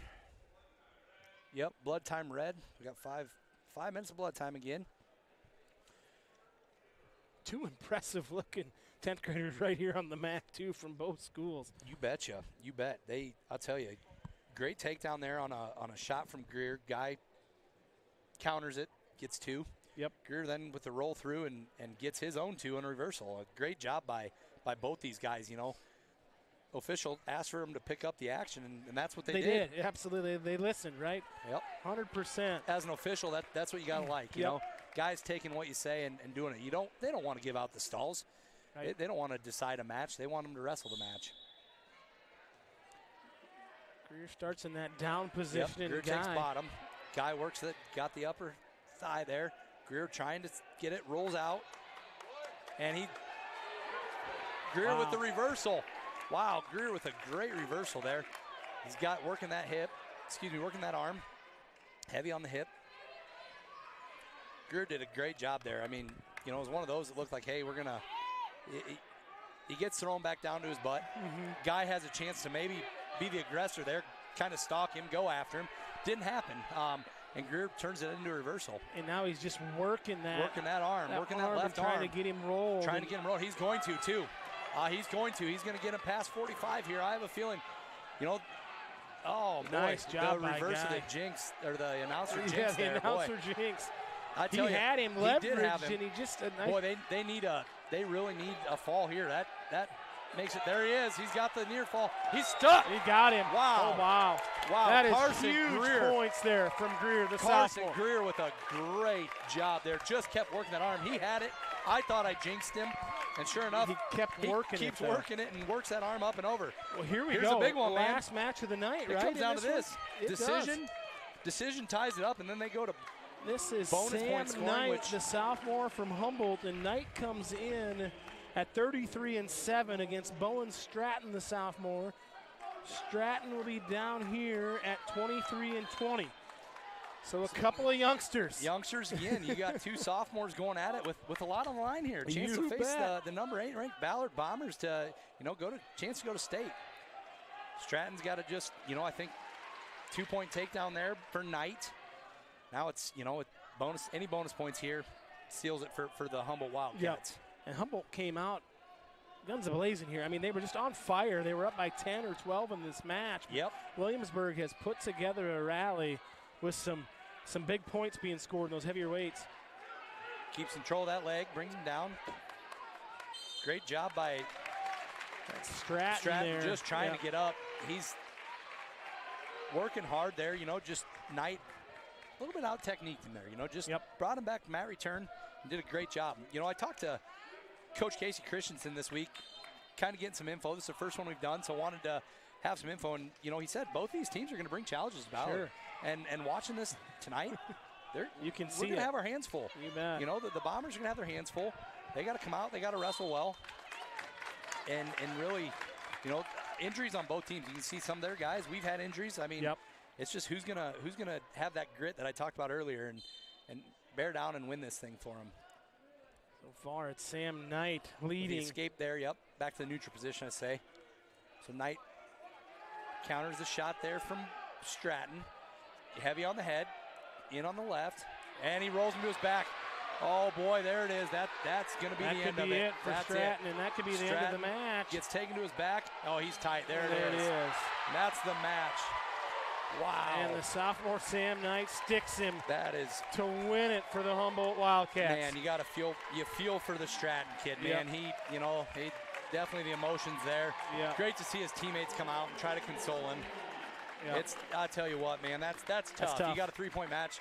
The only thing you don't want to do is get pinned. You don't. Well, let's be honest. You don't want to. You want a decision that match. If you're going to get beat, you want it to be within a decision. But man, you feel for the kid. I mean, that's a tough way to end it. All right, Tim. Now the main event. You got the 8th ranked Bombers versus the 9th ranked Humboldt Wildcats. And the Humboldt just came out of a fight here in this first one. So obviously Ballard will be more rested, but Humboldt's got a feel for it now. You bet. The juices are flowing, and so there isn't any, hey, kind of get used to it. They're ready to rock and roll. And, wow, that was an exciting one for the first one to call, Greg. I'm glad we called that first one. Kind of wet our whistle a little bit. You betcha, man.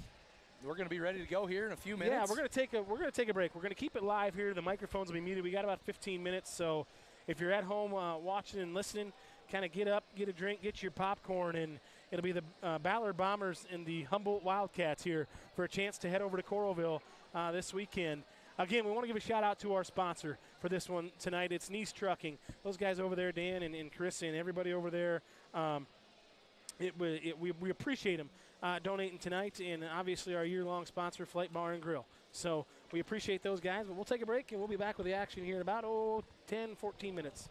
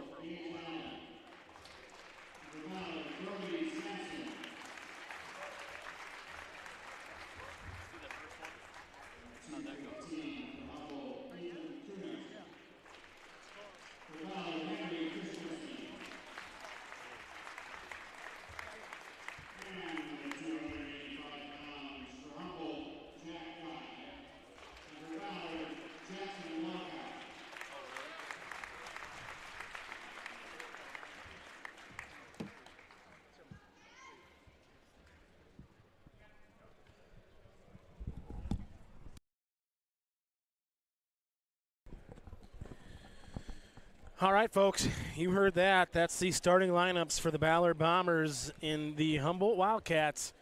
I guess you could say, Greg, this is the main event for the evening here. That's the Ballard gets to host. They're the eighth-ranked team as Humboldt comes in as the ninth-ranked team. Humboldt just beat Williamsburg in a really good duel.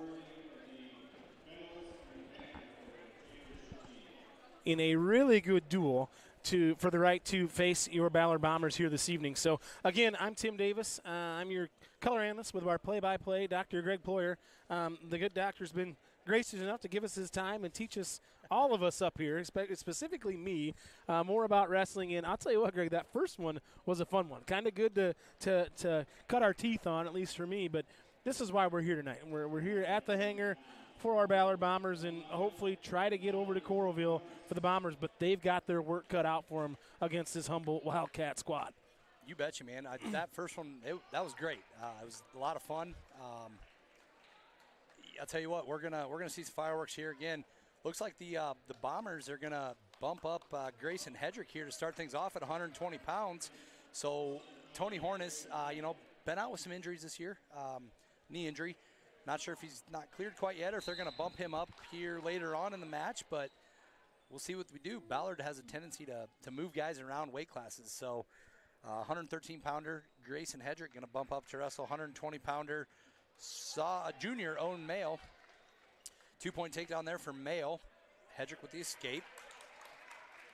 Grayson comes from that Hedrick family, a bunch of wrestlers. You know, Sean likes to get on the mat, the old man, and Rhett, the junior. So he's obviously taking his lumps, probably not just in practice, but he's a gritty, gutsy little guy here. So he is. And he's nice showing it right leg. now. You betcha. Nice little single leg here.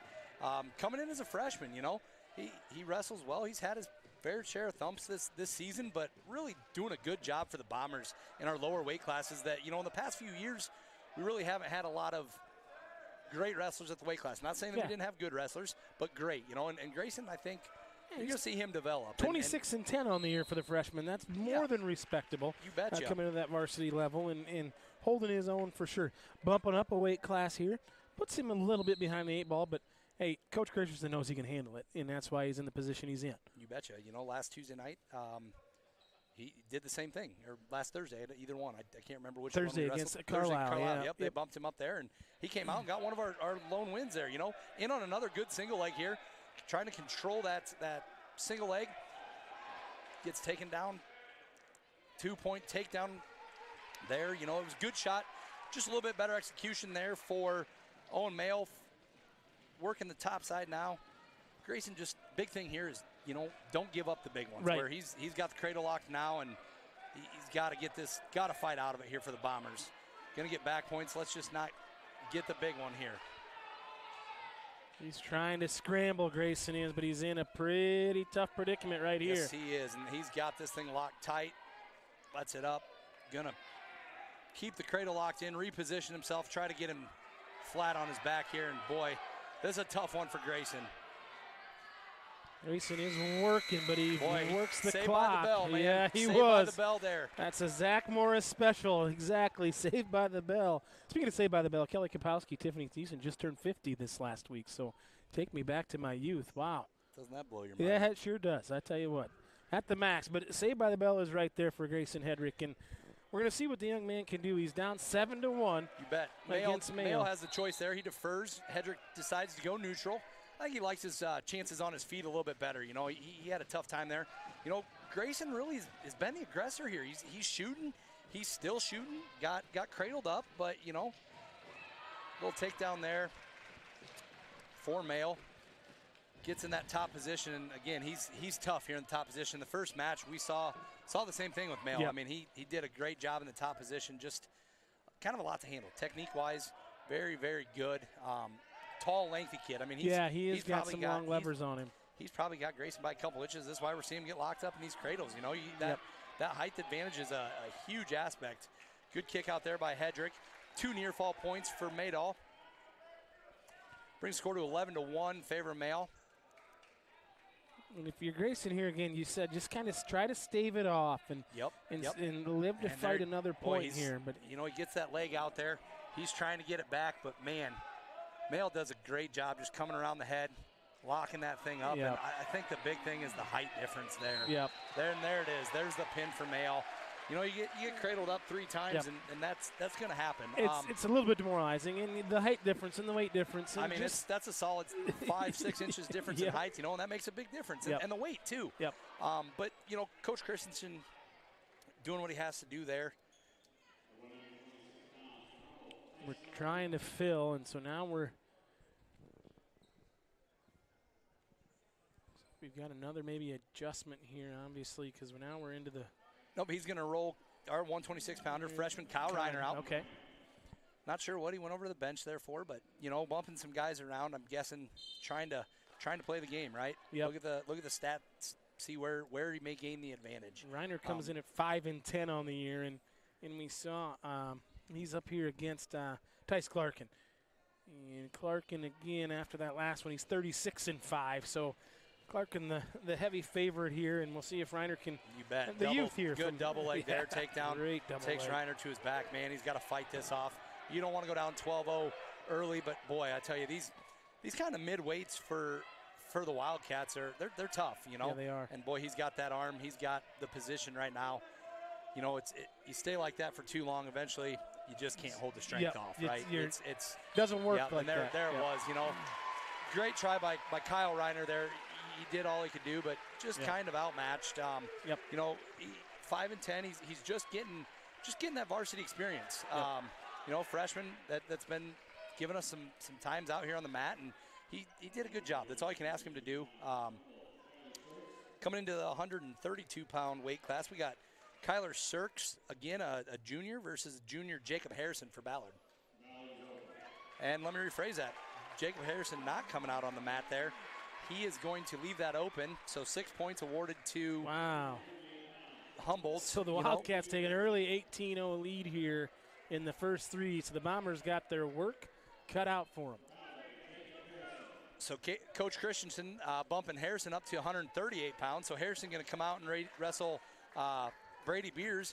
Again, this is going to be us kind of moving guys around, see who's not going to come into the lineup tonight and who is, you know. You know, now your next open is who do you have at 113 to fill in there? Right. We didn't announce anybody, so I'm guessing we're going to be open there.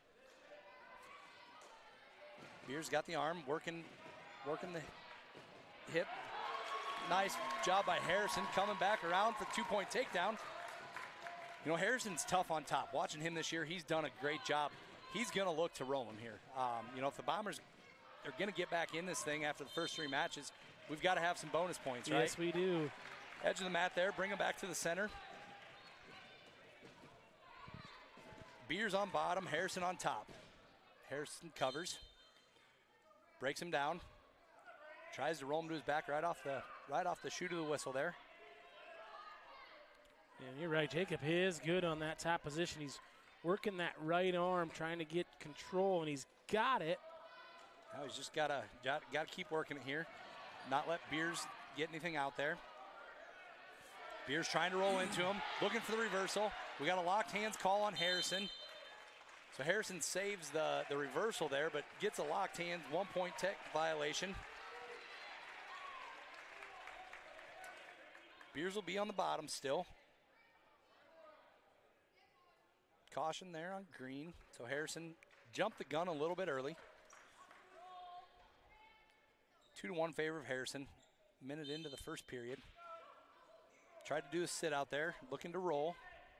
Harrison, good job covering him up on top.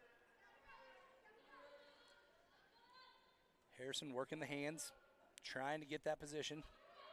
You know, big thing is you ride the top position the whole time here. Don't let Beers get out.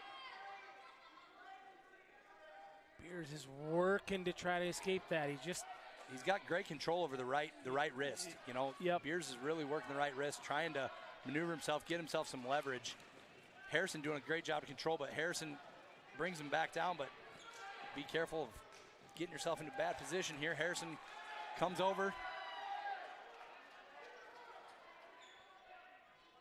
Got to reposition to try to get any near fall points here for Harrison. Heavy on the neck. Just grinding that elbow into the back of the head. Try to get some position here. He's got it locked up. There's a 1 count. Not quite enough. Keep working it here, Jacob. Yeah, Jacob Harrison just trying to get him on that. Good, there we go. Great near fall. 5 count there for Harrison. Ends the first period with 3 near fall points. Choice is going to be for Harrison. Harrison defers.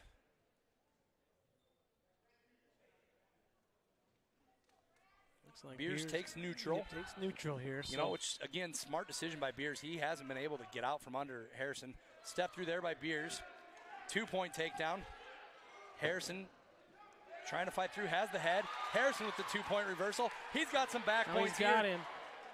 Oh, he doesn't. He had him. Boy. He had him, and Beers rolled out of it. Great job by Brady Beers there. You know, Harrison had the position, just got himself a little bit high. Now he's got to work from the top position again, trying to get that leg in. Not much action on the bottom there for Beers. Harrison trying to work. He's got Beers flattened out on the mat. Harrison again in that top position. He has control, and he keeps it really well in that spot. He locks both those legs in, and man, he's heavy on that right thigh and just tries to get the roll, get those near fall points is what he's really working for here. But boy, roll through there by Beers, great job. Harrison still has the advantage, got those legs locked in. Coach is telling him to look away, try to get that momentum, get him rolled over there. Harrison locked in. Boy, he's just been tough on top. It'd be, he is. It'd be tough for a second. Don't let him come out the backside there. Harrison rolls him down. Still working that top position. And Beers has done a nice job of just kind of staving it off, and it's 7-3 as Harrison's. Referee comes in, tells Bottom he's got to work through it a little bit here. Great move by Harrison, out of bounds, bring him back to the center. He's been warned for the stall on the bottom. Harrison, it'd be hard-pressed to see him probably take Bottom into the second half. Either got to go neutral or top, just as well as he's rode him throughout this match. He's had the opportunity, to get back points, just can't quite get the position leverage he needs. 10 seconds to go here in the second. Harrison leads at 7-3. And it's kind of been all Jacob Harrison so far. Beers has done a nice job of staving some things off that Harrison's had him caught, just couldn't quite keep him there. Harrison's choice here. Coach Jerome looks like said neutral, but Harrison's got his own mind here. He's going down.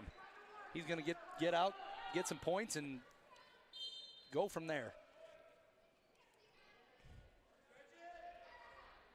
Harrison working on the bottom. Trying to build that base. Beers doing a great job. He's got that leg locked in.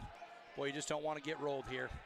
And he's trying. Beers is trying to hand fight. He's got the wrist. Hand control there. Let's go. Cross face. Still working that top position. Harrison trying to break that leg free. Oh, he's got. We caught him there with that little half and rolled him, didn't he? He's getting a little high. Harrison's got to get himself out the back end. Beers breaks him down, heavy on the hips, rolling back. Scoots himself back down for position there.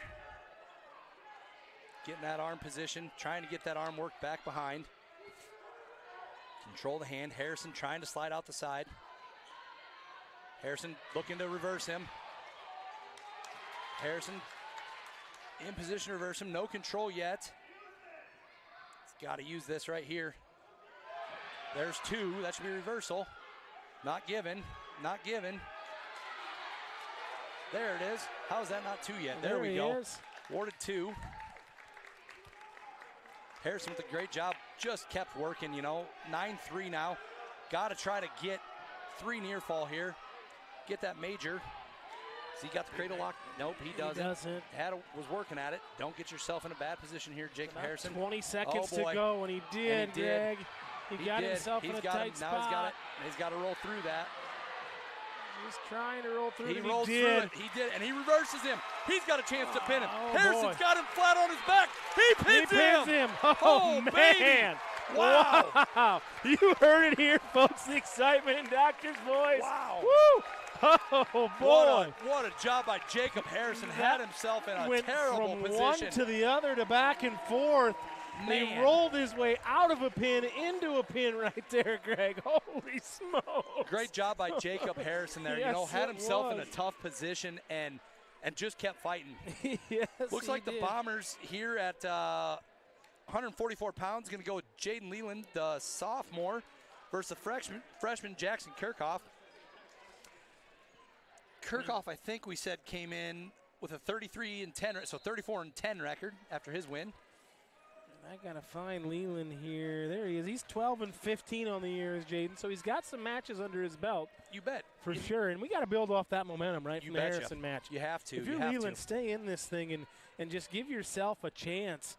Wow, that was the last 30 seconds of that match was something, Greg. There was, Woo, boy, there was baby. some action there, and Yeah, that's what we it love was. to see. You bet. You know, Leland's record, obviously a little split because he does split as they have a dual listed here with Jace Reiner, who gets some varsity action. So it's just kind of what Casey feels, you know, tonight is best Sure. for him. And I think the length of Jaden Leland plays a factor in that. Jaden's a tall, lengthy kid, you know. Weight is there, but he's just, I mean, he's a solid 4 or 5 inches taller here. Sure. And that's what we got to have. You know, you're going to look for some of those back points, and that length will give you that advantage. Technique is a big thing here, you know, and Jaden is pretty technical. I've seen him, you know, he goes for the big move, and he lives and dies by Sure. it, you know. Sure, but he's Good shot aggressive there so by, far yep, right good now. shot there by the freshman Kirchhoff. Leland doing a great job. Trying to work a little bit of an underhook here. Great hand control. And See if that's he's- the thing off of a Jaden big likes to run a step through on that. So what were you going to say? Go on ahead, a- Timmy. coming off of a big match like we just seen, it's kind of be hard if you're Jaden Leland to kind of keep it in check, right? Because you want to go out there and you're feeling some sort of way about yourself and the team, but you got to wrestle 3 periods if you don't get something happen early. But he has been the aggressor so far. You bet. He's done a great job so far, you know, and like you said, the emotions have to be there. Wrestle this one off the edge of the mat, going to bring him back to the center. But yeah, the emotions, you know, the big pin there by Harrison. Teammates are fired up, coaches are fired up. Jaden's got to keep it cool. He's got to Yeah. come out and you know, wrestle his match, keep his head in it. Leland with a little bit of a shot, kind of comes underhook here. He's got a chance, trying to jack him up a little bit. Stalling on red, out of bounds. Great job by Leland, gets that early first period stall, or excuse me, late first period stall call. So Jaden's been the aggressor. You can see it with the first stall call right Yep. here off the bat. You know, really telling Kirchhoff he's got to do something. Leland's still working those hands. You know, you like to see Jaden a lot of times works that underhook. He's big on, wants to get a throw and uses his height to his advantage. Kirchhoff takes down position.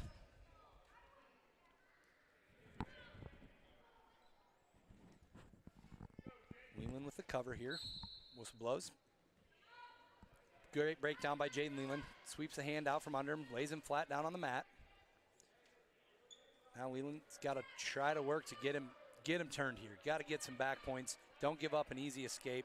Tire this guy out on bottom. Yep, and he's working him right now on that left hand, that left wrist. He's digging that chin in like we talked about. He's doing just what you working said, it. Greg. You know, Yep, you see him he's wearing switching him side, out. Yep. switching side to side, seeing where he can get. Try to work that half in, right? Try to work in and get some back points here. And he's looking like he gave it up. Don't get reversed here now. There we go. Just one takedown. Minute 20 left to go. Now Jaden's really. We got to see what Jaden can do here. Kirchhoff Real heavy working on that. the Yeah, he's Kirchhoff. Real heavy on the head right Yeah, now. and You know, he's got the looking for underhooks there, but Yep. Jaden looking to try to throw him. Kirchhoff real heavy on the head. Probably need to try to snap him a little bit. There he's got it. Jaden's got it. Let's bring him to his back, but he gets rolled to his back. Wow, we get lucky out of Yeah, we bounds, did. back to a neutral position. that was very, very close. Again, position of power to position of weakness right there, and just one kind of flick of the hips there from Kirchhoff. Two Boy. young guys here, the freshman and sophomore, going at it. You know, like I said a little bit ago, Jaden, he's going to try that big move. And, Yeah. you know, thank goodness it was on the edge of the mat because He got caught. he got caught. Yeah, he did. did. And we got a lucky one there. Still some good action in this match, you know, 1-0 score, but a lot of action, you know, working the underhooks. Both guys trying to trying to make something happen here. Hasn't been a lot of hand slapping. Jaden tries to step through there. It's both. Oh, he's got Kirchhoff with a nice single leg pick there. Not sure what Leland fights it back. Leland gets the arm, throws him down. Got to get position on the edge of the mat. Oh, man. He just off Doggone the it. edge. Man. Leland had an He opportunity was literally there. on the edge of greatness right there, Boy, Greg. It was right there. He Oh, had him my. again, man. Yep. That one he wasn't losing position. No. You know, Coach Christian tell him step back, get the headgear on. Both Make sure guys, you're ready to go. Both guys aggressive right now, and I feel like Kirchhoff maybe didn't want to get that way, but Jaden Leland is bringing it to him, and now he's kind of having to be on the offensive because Jaden is wrestling so offensively. You bet. Yeah, and, you know, it'll be, again, 9 seconds left to go here in the second period. Should be Leland's decision. Both guys just, you know, trying a lot of big moves. Leland at the buzzer there tries in the single, but green choice. Leland chooses neutral, which you figured would happen. You figured would happen, right? Sure. If you've watched Leland this year, he does struggle on the bottom. He gets ridden pretty hard. So great choice by Jaden. You know, Casey kind of gave him the option there.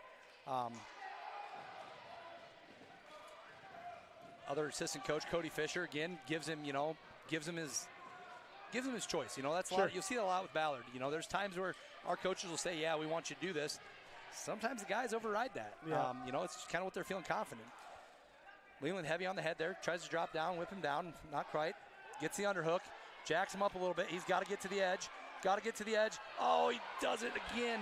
Oh no. 2-point takedown there for Kirchhoff. And Leland had him. He just couldn't get his hips under him to get him. Just got that leg pinched a little bit and couldn't quite get him there. And, you know, like I said, Jaden's really got to work here to get off the bottom. That's why he took the neutral position. And it's one of those that, man, if you could have successfully finished one of those big things, right? Yep. Now, it's not over. We've still got 55 seconds left here.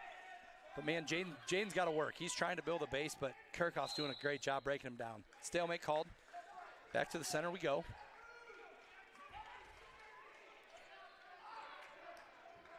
Leland on bottom. Kirchhoff will cover.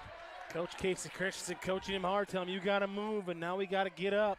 He's got to be just quick like you here. mentioned. And Yep, right down he goes. Kirchhoff, great job breaking him down, returning him to the mat.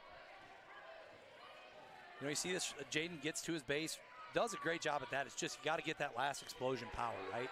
You got to get up and get that last explosion. Humboldt coach is really trying to work Kirchhoff here, want some of this bonus points, try to get that arm locked and get him to his back. Jaden trying to sit out here. He's trying, don't get sucked back here. He's got both arms. Boy, Jaden's got to fight this off or he's going to get some back points. Kirchhoff with a great job. Jaden with a good job fighting it off here. I don't know how that's not potentially. There we go, lets it go. Well, Jaden is working hard, but Kirchhoff is just held held got off. a little more power there, you know. Yep. And that'll end it. 3-0 in favor of Kirchhoff.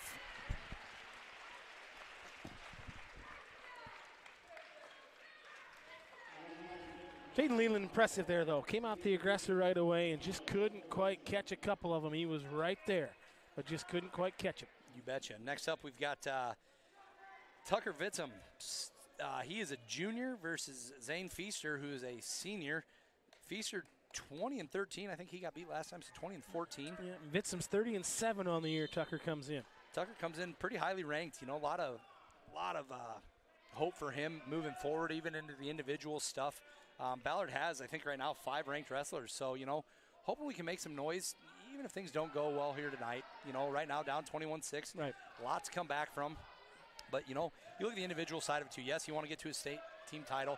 But, boy, these guys look towards that individual thing, too. It's a fun week for them. Get down there, wrestle at Wells Fargo Arena. And, you know, you got a lot of high hopes for guys like Vitzum, Hedrick, Sampson, Christensen, and Enyart, you know. Yep. Stalemate there. A little bit of action from Vitzum. Tried a few underhooks. Not a lot moving there, but back we go to the center. I believe Tucker's folks, originally from Humboldt, I think, or his dad maybe. I believe that's the case. So a little bit of family ties here going on between the Humboldt and Ballard communities. But I know Tucker's put in a lot of time, and you can tell he's put in some time in the weight room, and he's dedicated himself to the sport. But right now, got a pretty good tie here. Yeah, Feaster and him are just kind of going at it. Tucker situating here, trying to get that knee out. Feaster's got a tight grip on it. Not a lot that Vitzum can do. They've got that. He's got that knee pretty well tied up. Just don't give up. Get yourself in the back. Gets it back, and he gets the two. Great job by Vitzum. Repositions. You know, Cody Fisher over there in the corner for the Bombers just really coached him through that. Yeah, he did. Tucker looked over and was kind of like, where am I at? What do I do? And Coach Fisher, you hit it on the head there, Greg. Talked him through it in real time. You know, now we need Tucker to work the top and get some of these bonus points back. Get the Bombers back in this match. You know, 21-12 looks a lot better than 21-9. Yes. You know, you need to get some bonus points here. Tucker's known to do that. I think if we look at the season here, if I got my Bomber one, there it is. You know, Tucker's had 10 falls, 2 majors. You know, 8 majors and 2 techs. So he's put on some bonus points. Yep. It's in there. It's in there for him. And Feaster had a tough one in the first match with Williamsburg. So he was, I think he was against, Niall Sin. And Sin was 40-5 on the year. Yes. And Feaster did okay with him. But Tucker's just got to kind of do his thing, stick the game plan, but go after him here. Like you said, 21-12 is. Great escape there for, well, not escape, had the back foot. Great blow off the whistle there for Tucker. Tucker trying to turn it, turns the corner, and reverses him. Great job by Tucker Vitzum, 2 points. Gets around the back edge and secures the top position. Now he's got to work crossface there, trying to work for some bonus points. Working the top. Feaster gets his position back underneath, gets his knee underneath. Vitzum still working. No major hand control here.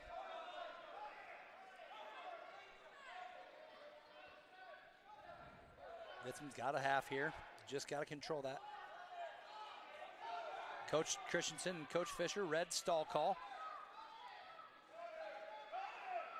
Not happy. Tucker didn't want to cut him there. He didn't want to cut him, but Coach said cut him. Said cut him and kind of gave him the arm up, said, oh, man, Coach, come on. I'm trying to roll him here. But, you know, sometimes you got to take what the coach wants you to do and work with it. Shot there by Feaster. Yeah, it kind of goes back to what you said with those points, though, right? Like, hey, we're not maybe going to get those points we need, so cut him loose and let's go after more. You bet. 2 for Vitzum. Did a great job sprawling out. Going to cut him again here, it looks like. Well, maybe not. Kind of 1 point escape there for Feaster. 6-2 Vitzum. Vitzum in on a double. Great job by Vitzum. 2 point takedown there. 8-2 Vitzum. Really working it in. See if he cuts him again. Fisher, I think, Coach Cody Fisher tell him to roll around. Yep, give him maybe a little bit of a fake here. Still no control. Lets him go for the escape. 1 point Feaster. Vitzum's got to go. Gets a double again. Just under 15 to go here in the second. He's got the arm still. Really need 2 more out of Vitzum here. You bet, in this period. Oh, he tries for 8-3, end of the second period in favor of Vitzum. It'll be Feaster's choice. Feaster takes the bottom position. Coach Fisher telling him to take him to go neutral. Tucker not sure, wanted to do the option. He did want the option. Sometimes then Tucker's not getting the option. Coach Fisher saying, this is what we want you to do because we know you better than you know you. Yep. You know, it comes down, like I said earlier, it comes down to the, he had the arm there. 2 point takedown for Vitzum.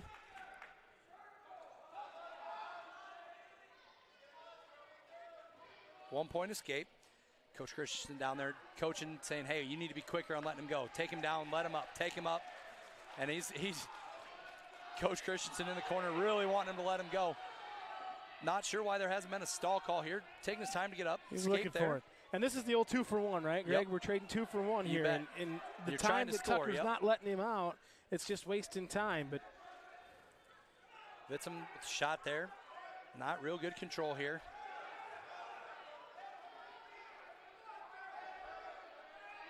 Trying to work that arm. See if he can outstrength. Back to the center we go. Got a minute 5 here in the third period. Coach Fisher coaching him up. Vitzum leads 12-6. Yeah, you can see both Coach Christian and Coach Fisher really tell him pick up the pace. Come on, Tucker, you can do this at will if you want to. So it's be methodical, but also, you know, pick up the pace But and really get after this guy. Yep. Step on the gas a little bit more here. Take off the cruise control and let's get after it. Hand tie here for Feaster and Vitzum.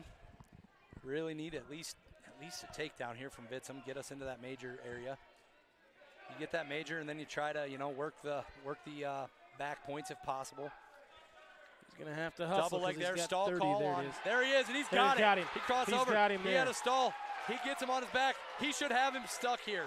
He should Vitzum have working. him stuck, but Vitzum he's working. working. He's got it right there. There he got you him. betcha. Tucker Vitzum. That's a good That's a big fall job. there for Tucker Vitzum. You bet. Man, you know, they told him pick up the pace, and Vitzum caught him. He went in on that double, got the head locked up, and, man, rolled him to his back. At the exact same time, he had a stall call, so that may have played a little bit of a factor for Feaster, but, man, we needed that. Up next at 157 pounds, senior Daniel Hyman for the Ballard Bombers versus junior Trey Al-Hamid. And we seen Al-Hamid last match wrestle his took us off. Hyman comes in at 18-10, and Al-Hamid is, I believe, 21-18. Did he lose? I can't remember if he won. I think he got beat, wasn't he? I think he did lose to Logan Schmidt. Yep, he did. But he was, if I remember right, boy, he was real heavy on when his hips were in position. He was real heavy. Yep. There's Hyman with the famous ankle pick. 2-point takedown Hyman, and he's looking to lock up the cradle here. He's got it. Oh, don't get reversed here. Get your position back, Daniel. Hyman gets reversed there. Had a chance to lock up the cradle, and boy, he just got reversed.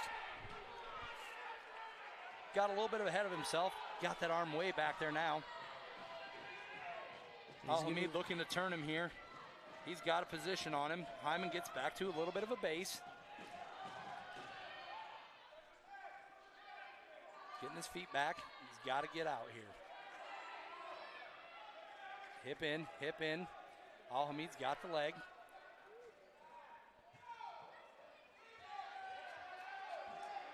Stalling red. Great call, stalling red. Returns Hyman to the mat. Still on the leg. Al-Hamid brings him back to the mat. Hyman working the edge. Hyman working the edge, and boy, Coach Christian tell him get back there and be quick off the whistle here. Al-Hamid's got one stall call on him, so Daniel needs to work to get out, make him give up that second stall call. With that second stall, that's a point for the Bombers. Yes, sir. Correct? Yes, and he's got the cradle locked up. He's got the cradle. Al-Hamid's got the cradle, but Hyman breaks it. But boy, he's got the leg still. 2 near fall there for Al-Hamid. This is one the Bombers have to have. Yes, it is. If they want to stay in this match, Daniel Hyman's got to wrestle. Hyman working to get out of it. Should be a stalling call. That should be a stalling call. There it is. 1 point. Well, he's got to be careful. Still in the first period, gave up 2 stall calls. Yeah. And that carries through, correct? So it's 2. Yes, sir. Hyman on bottom, Al-Hamid on top. Hyman trying to work to get up. Those 2 back points, 4-3. Looking to lock up the cradle again. Boy, Hyman really gave it up there, but he's got control of that top arm. He's got to work out the backside. If he can work this up. Saved by the bell. There it is. Bell again. A little A.C. Slater action on that one. He was the wrestler, right? He was supposed to go to Iowa. That's what for Coach Gable, A.C. Slater was. Tell you what, lots of action in that first period. You betcha.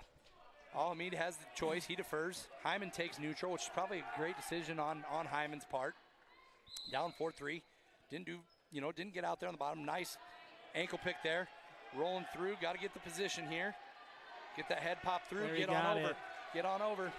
He's got to get that ankle broke. Got to break the ankle here.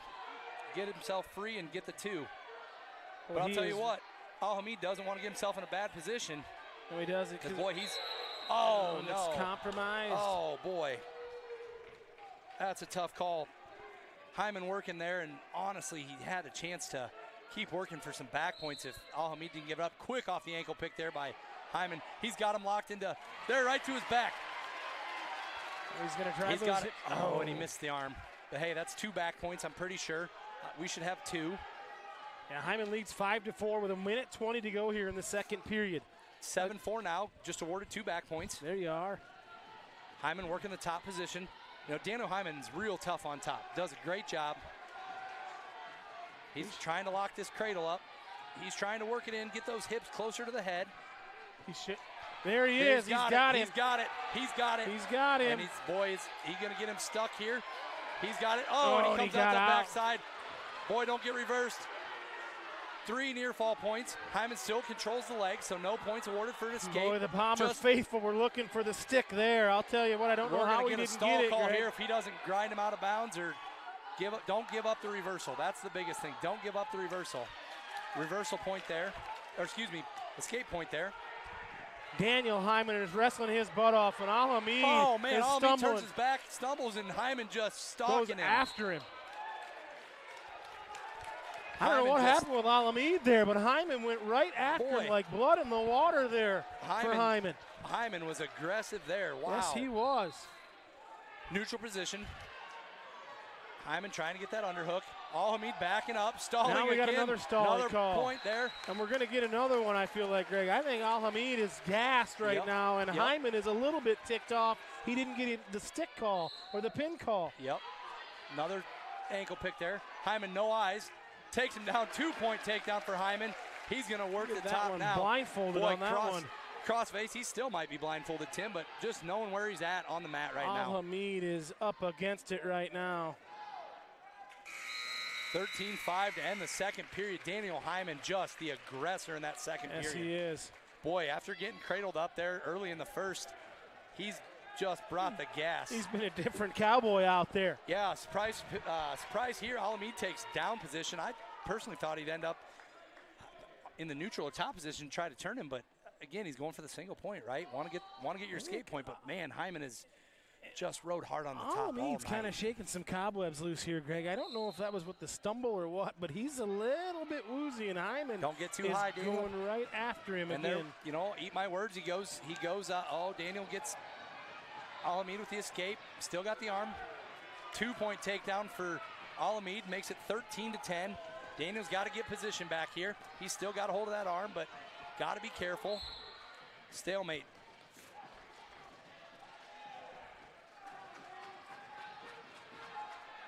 Coach Christensen telling him, wrestle your match right now, Daniel. That's the words that came out of Casey Christensen's mouth.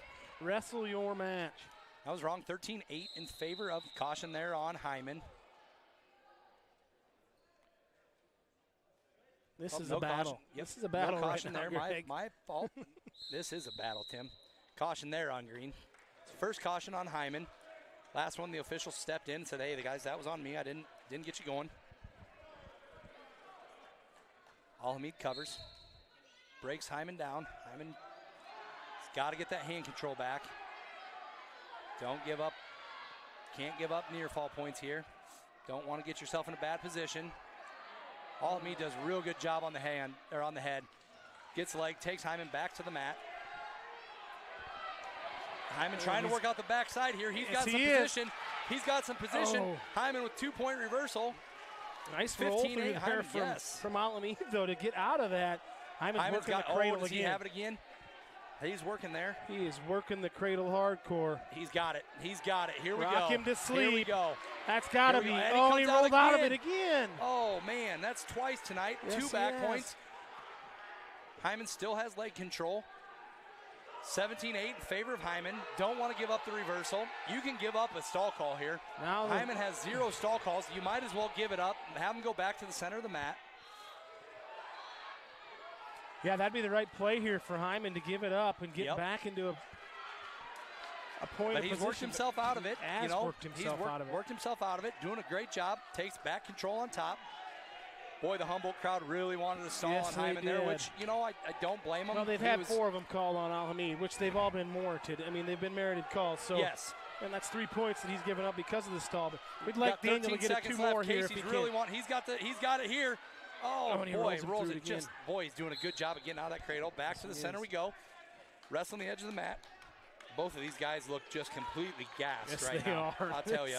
They've wrestled a tough match. It's 17-8, 25 points here. We've seen a lot of action.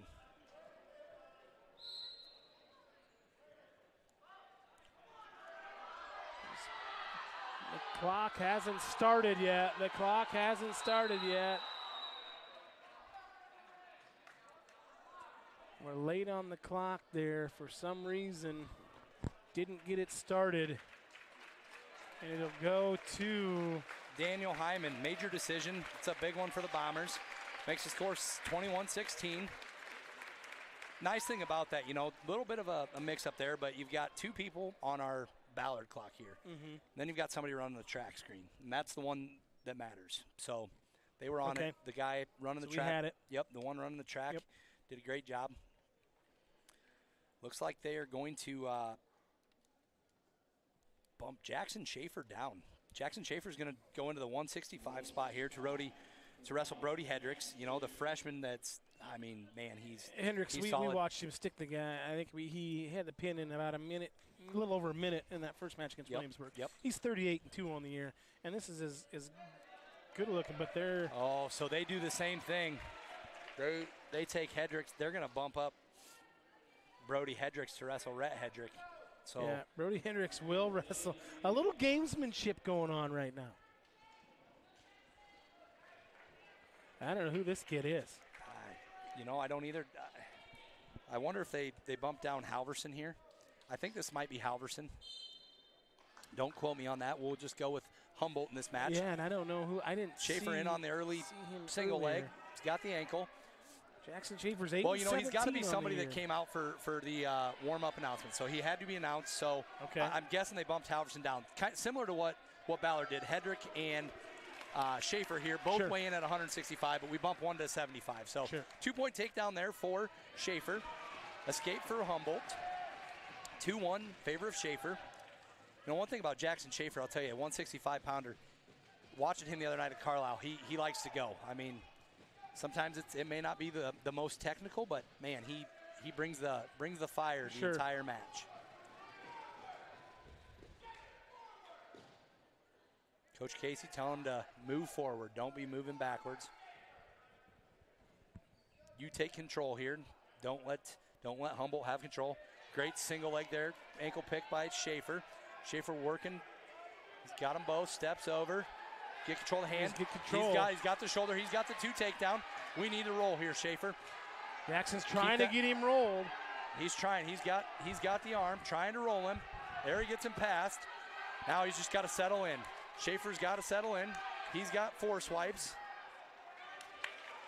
Got 5, excuse me on that. 3-point near fall. 7-1 in favor of Schaefer. Big points there, though, with that from Jackson Schaefer. Schaefer got to keep working from the top. Like I said, Tim, got to have the bonus points. So you've got to keep working, got to keep trying to score points and turn guys to their back.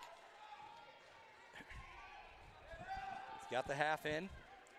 Looking to work to the other side. Those things is you don't settle, right? Don't just settle for it. Keep going after, you know, going ahead, going forward. A good guy to have in this spot. Like you said, Jackson goes after it. So this is no points awarded. 1 point awarded there at the buzzer. Skate point for Humboldt. Schaefer defers. Humboldt goes down. Again, I want to go with Halverson, but not sure that's who it is. Yeah, I'm not sure either, Greg, and I should have probably paid more attention to the introductions. We apologize for that. So if anybody from Humboldt's watching online or anything and you want to chime in here, you sure can. You can write on the board on the stream and give us who this young man is. But Jackson, we do know that it is Jackson Schaefer for the Bombers. Schaefer working the top position.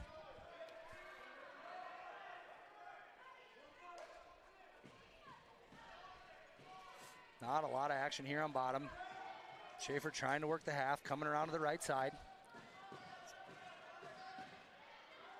Humboldt trying to come out the bottom, but man, Schaefer just so heavy on top. I mean, he is. Just doing a great job. He's a strong kid too. Doesn't look overly strong, but man, he's a strong kid. He wants him to cut him loose. Coach Christensen yelling at him, stalling on green.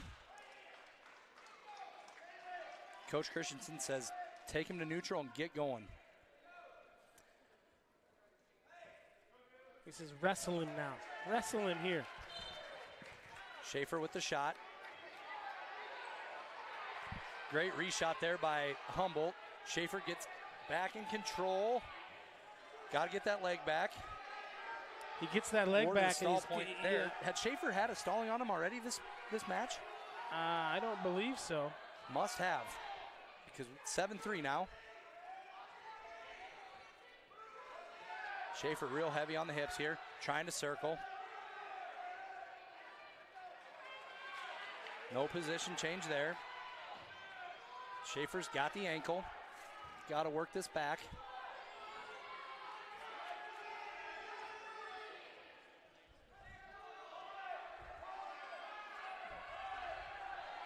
Schaefer working up, got him, got the double. Return to the mat, 2-point takedown there for Schaefer. Less than just about 10 seconds to go here in the second period. I think coach is going to be content with the right out here. Let's get to the third period and see what we can make happen. Get after him again. I agree with that. It's going to be Schaefer's choice. Be interesting to see what Coach Christensen has him do. Schaefer wanted down. Coach Christensen said, no, you're going neutral. Yeah, Coach Christian said we got to score points. Yep. We got to have you neutral. We got to score points. You know, they're being down. You don't want to get turned, right? That's the biggest thing. Yep. You make this thing 21-20. You're going into, you got Rhett Hedrick, you got Brody Sampson, you got Henry Christensen, 3 ranked guys. They've got Brody Hendricks. So there's still some match left. Yeah. You got to have a decision here by Schaefer. A major would be even better, but a decision would be great here. A win would be great. A win would be great. There's 2-point takedown for Schaefer. 11-3 is the score. And now he's working again on top. Like you said, Greg, he's Got been the really major. good there. Coach Christensen yelling at Schaefer, really trying to understand what he's saying here. Got the major. Not sure if Coach is wanting him to cut him and try for a tech, but it's just a lot of 2-for-1s to give up. Right. You kind of get caught in there, and we did it with Vitsim, and we got into that 12-6, but Tucker got him.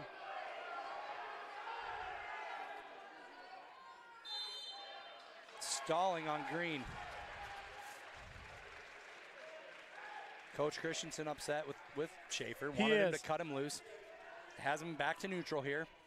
11-5. And Coach Christensen gets very animated. So, that's a 2-point swing there. And Coach Christensen wants to be a 1-point swing. He thinks Jackson can take him down. And that's, you give up the stall point. That takes you out of a major decision. Yep. Schaefer in on the ankle again. Keeps working here. Keeps working. Coach Gage Long really coaching him up here as well. Got to get those feet back. We've got a few Ballard coaches really trying to get Schaefer. Potentially dangerous called there. Jackson, he's, like I said earlier, he brings it, but he's still a little raw. Sure. You can't fault his aggressiveness, except for when he just needs to be more technical. Yes. As far as that goes, right? There's a snap hook. There it is. Whip over there. Great job by Schaefer. Schaefer's got to cut him loose here. 13-5, got to cut him loose. Go after him again. No point awarded yet. You got to give it there. 1-point escape. Schaefer's got to go. Schaefer with the ankle pick. Got to finish this here, Jackson. We got 15 seconds to go in the third. Schaefer's got to bring this in. We need the major here. We need the major. You got to break the ankle. Get yourself through. 5 to go. I just don't think enough time is going to elapse. Oh, boy. Good win by Jackson Schaefer. You can't be disappointed in a win. Right. That's number one thing. Can't be disappointed in a win, but, man, it would have been nice to have a major there. Brings us 21-20. Yep. You hope that whatever happens here in this next match, the Bombers are going to bring out Rhett Hedrick, who normally walks around closer to 175, right? Yep. Yeah, we just talked to his dad, Sean. He said he carries 175 pretty naturally. And he's got his work cut out for him here, and I think this is the match that we want to see. With Brody Hendricks, the 165er, and Rhett Hedrick, maybe the 165er, but here we go. And the thing about wrestling, at the 175-pound weight class. But I love about wrestling is the Humboldt crowd, they lost, but they were excited because they knew the points. Yes. And the understanding of how the points and the team points works, and we got our colors confused out there. So good catch by our table there. We'll get green and red on the right side. Coach Christensen had said that too when we talked to him this week. Our table does a great job, and they caught something there. They caught a clock malfunction earlier, so great job by them. Hedrick's in on an early ankle pick there. Really flattens Rhett out, and this is a test to really how good this freshman is. Rhett Hedrick is rated in the state of Iowa at 165 pounds.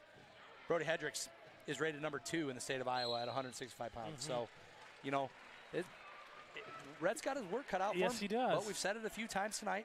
All you got to do is get somebody in a bad position. We've seen it happen here at Ballard multiple times, and Rhett explodes off the whistle there. Great job by Brody Hendricks bringing him back down. Rhett trying to work the base. And Rhett's a tough kid. I mean, we watched him play football this all fall, and he's a heck of a good young man. He's a sharp kid, and you're never going to question his heart or his effort.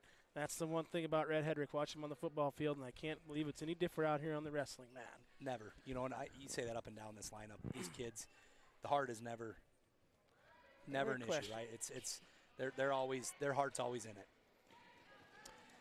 Rhett, like I said, got his work cut out here, trying to get up off the bottom, but man, Brody Hendricks just rides tough. He is, you know? and he's a heavy 165 and a strong 165. He's strong, man. He did the mat return there, picks Rhett up off his feet, and you know, brings him down to the mat. No slam there, just brings him down methodically. The kid is, for a freshman, is as well fine-tuned as I've seen in a long time. And man, at 30 and 37 and 2, you wonder where his 2 losses came from. Honestly, too.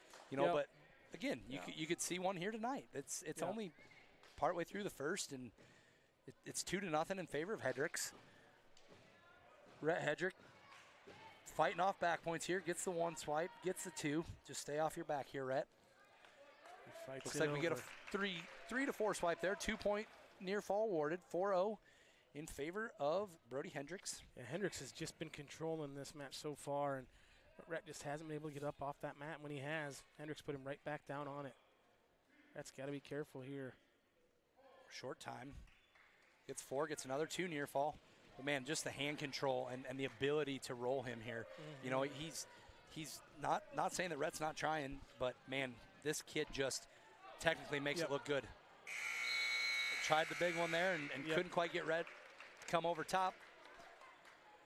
We got red choice, red defers. Hedrick takes neutral after that first period. I think that's probably a wise decision on Rhett's part. Try to do something on your feet here. You know, don't give up a big takedown, but boy, he comes in for the first, right off that ankle pick again. You know, we saw that in the first match he wrestled today. And I'm pretty sure he got a pin, didn't he? Yeah, he did. He caught him and then got him in that cradle, and it was over in about 1 minute and 10 seconds. And that was against Stolman for Williamsburg, Evan Stolman. Correct. Rhett, there he goes. Get the arm. Rhett, keep working here. You know, this is where sometimes on those differential moves is where you can get some points scored, right? Rhett in on a single leg here. Really working that upper hip. Rhett come around the back, get that second leg. No points awarded yet. Rhett's got to finish this. Can't be close to the edge of the mat. Don't get this reversed on you. Don't give it up. Probably get a stalemate here soon. Not a lot of action.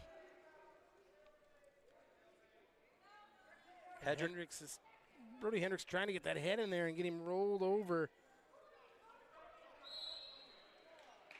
So that last match, Dalen McDaniels was the wrestler. So I guess I can eat my words here that you don't have to be announced to be out there. Well, we appreciate that. Whoever logged in and kind of let us know for that, that's why we're here, and we appreciate you tuned in. That means you're tuned in watching if you're commenting on the chat. So that's right. And I'll tell you, we'll go back to that. Dalen McDaniels did a great job for Humboldt, not giving up those extra team points. Left that thing out of decision. He kind of did his job. Is what he did, right? He did. Yeah, 100%. You know, you bump up your number 2 wrestler in the state to wrestle one of Ballard's ranked wrestlers, and it's one of those things that worked out well for Humboldt there. Hendricks, another 2-point takedown there from Hendricks. He's controlling Rhett, and there's not Rhett's working. Like I said, it's not like he's not trying. It's just there he got one. He got him escaped. Rhett Hedrick with the escape there. You know, again, I think you said earlier, Rhett's not going to give up. He's going to keep going. You know, Rhett, he's an aggressive kid. He's a strong kid. And he's a super smart kid, too. And he's just a sharp individual. You know, it's just this. The Hendricks kid is just technically sound as a freshman, man. He really is. Really and I think I want to say Sean had told us that he hasn't been wrestling for very long. Yeah, a couple years, 2 or 3 years. He said is all he's been. And he's going to be somebody to watch for. You know, in the state tournament. I think, you know, Rhett 1-point escape there for Hendricks. You know, and I think we heard that Rhett probably is going to wrestle the 175-pound weight class, I would imagine, at the individual districts. Sure. Because you do have Hendricks in his weight class. You've got, I think, the number 3 ranked kid. I don't know off the top of my head who that is, but there's some guys at the 165-pound class. Sure. I mean, it's a tough class. Great sprawl there by Rhett. Got the leg back, tries to do a whip over. Rhett gets, oh no, and he's got that lock tight, and there it is.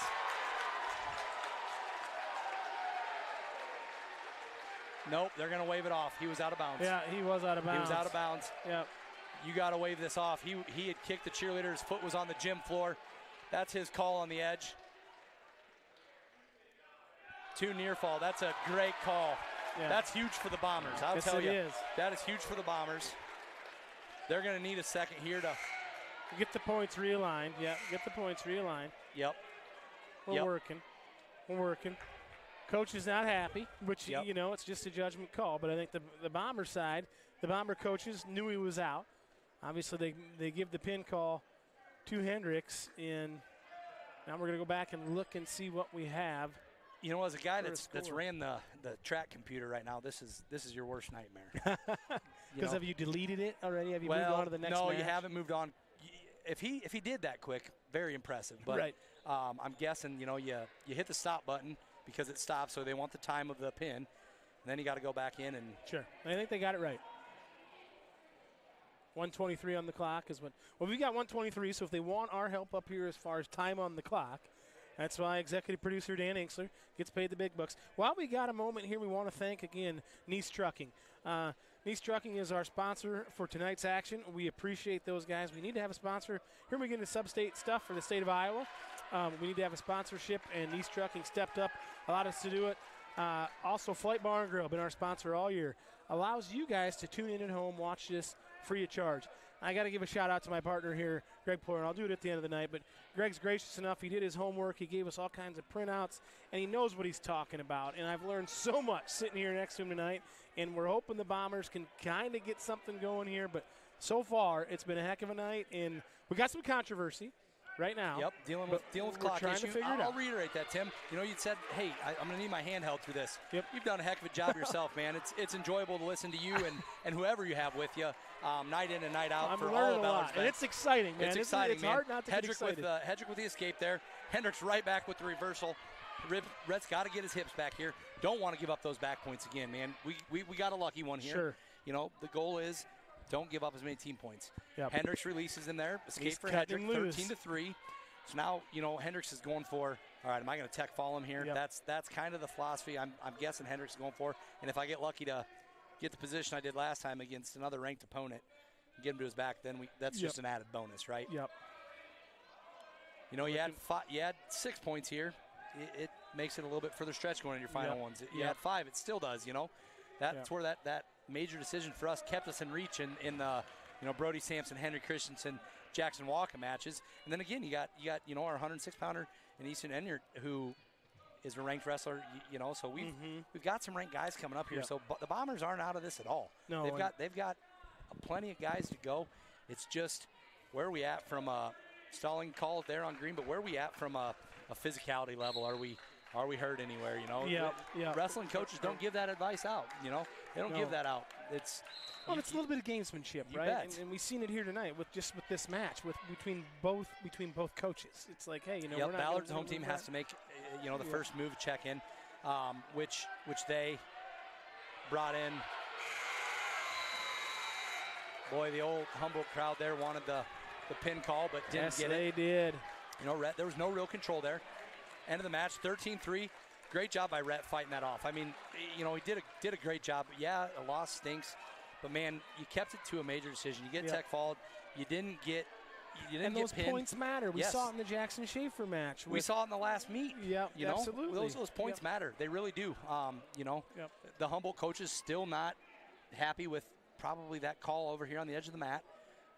But again, I think he made the right call. The gentleman on the edge made the right call as Rhett's foot was on the gym floor, and that's automatic stoppage Right. back to the middle. And what this tells me, what's going on right now, Greg, and I don't know enough about the point scoring, but it tells me that Humboldt doesn't feel very good about what's coming up for them as far as wrestlers. So any points that they can get right now, it's 25-19. Like you said, we've got Sampson, we've got Christensen, we've got Waka, we've got Enyart, we've got some guys. So, and the Humboldt coaches are looking for more points, which they should be. 100%. I would be doing the same thing if I knew what was coming. Coach Casey Christensen strolls over and he just wants to know what's happening. Yep. He's just listening. He probably won't say much. No. Just kind of taking it in to make sure, and that's a smart thing of our coach to do, right? You want to be there in case they reverse something here. Right. It's Casey's got to have an ear in this. Yeah, and we can't really hear what's going on, I don't think. Yep, they're still. It's still coming back to that edge of the mat, and from us up here, obviously they're on the other side of the mat. Yeah. It's not a screaming match. It's it's more of a. It's a conversation. Yep. They're not happy about it. They're their coach has a rule book out. He's got the Iowa High School Athletic Association rule book, and he's still looking at it right now. I'm not sure if you can see that on your screen, but he's over here in the corner. Just gave it a nice little toss. Not happy with he's not with the happy ruling, about it. and they're still talking it through. You know, Coach Chad Beeman is he's intense, as well as Justin McDaniel and Mark Sirks. They're both, all these coaches, they want what's best for their kids. They want to score points. They want to win matches. Yep. They all want to go wrestle Saturday. Yep. And that's a fact. And you said it perfectly right there, Greg, is they want what's best for the kids, and they don't want to get anything taken away. Now, goes back to our PSA as far as being an official. This is why this is a hard job to do and why nobody wants to do it. Because, I mean, if you were to see over there and look around the Humboldt crowd, there was people that were really upset. And it was just 13-1 or whatever it was. Yeah. However, they know that those 3 extra points or 2 extra points are very important. You betcha. As we get moving forward. But props to the Humboldt crowd, right? They didn't. You didn't see a lot of people communicating with the officials, which is nice. Right. It was the coach and the official, which any official respects that more so from hearing somebody in the crowd. Next up, we got number 1 ranked wrestler in the state, Brody Sampson. He's going against Gage Allen. Both seniors, both going to bring it here. Yes, they are. Brody is 2 strong. athletes out here he's right now. Methodical. He's wrestled for a long time. He's intense. He came to Ballard to wrestle with the Christensen brothers. He said that last year after he finished runner-up state. And he came here for the intensity at Ballard, the rich tradition of Ballard. Brody in on a shot here. High crotch, look, just a strong kid. Brings him down. He's going to get a mat slam, unsportsmanlike mat slam. Darn it. You knew it was coming when he had him up there. Yeah. Now, the bad part about this is determining what they do. And Brody with a little extracurricular activity. And this is one thing with Brody Sampson. He is highly competitive. And we saw it throughout the football season, and we've seen it throughout the wrestling season. But he right now has to stay within himself and make a good decision. Again, he's super aggressive. You cannot take that away from him. You never want to take that away from him because that's what makes him who he is. Yep. However, he has to stay between his ears right now. If Allen is good enough to go, then Brody's got to stay in the match. Now, we know, we just talked about it as far as when we saw Jaden Leland come out after we got that nice victory there from Harrison and all that and how the energy was flowing. Same thing could be said for what we just saw there with the points, the discrepancy, the coaches, the conversation, all that. Yep. But now we're maybe too late here, and is that a 1-point penalty on? It'll be interesting to see what happens here. There's a few options can happen. Okay. Right? Can't wrestle, illegal slam. Could DQ Brody. We'll see what happens. Okay.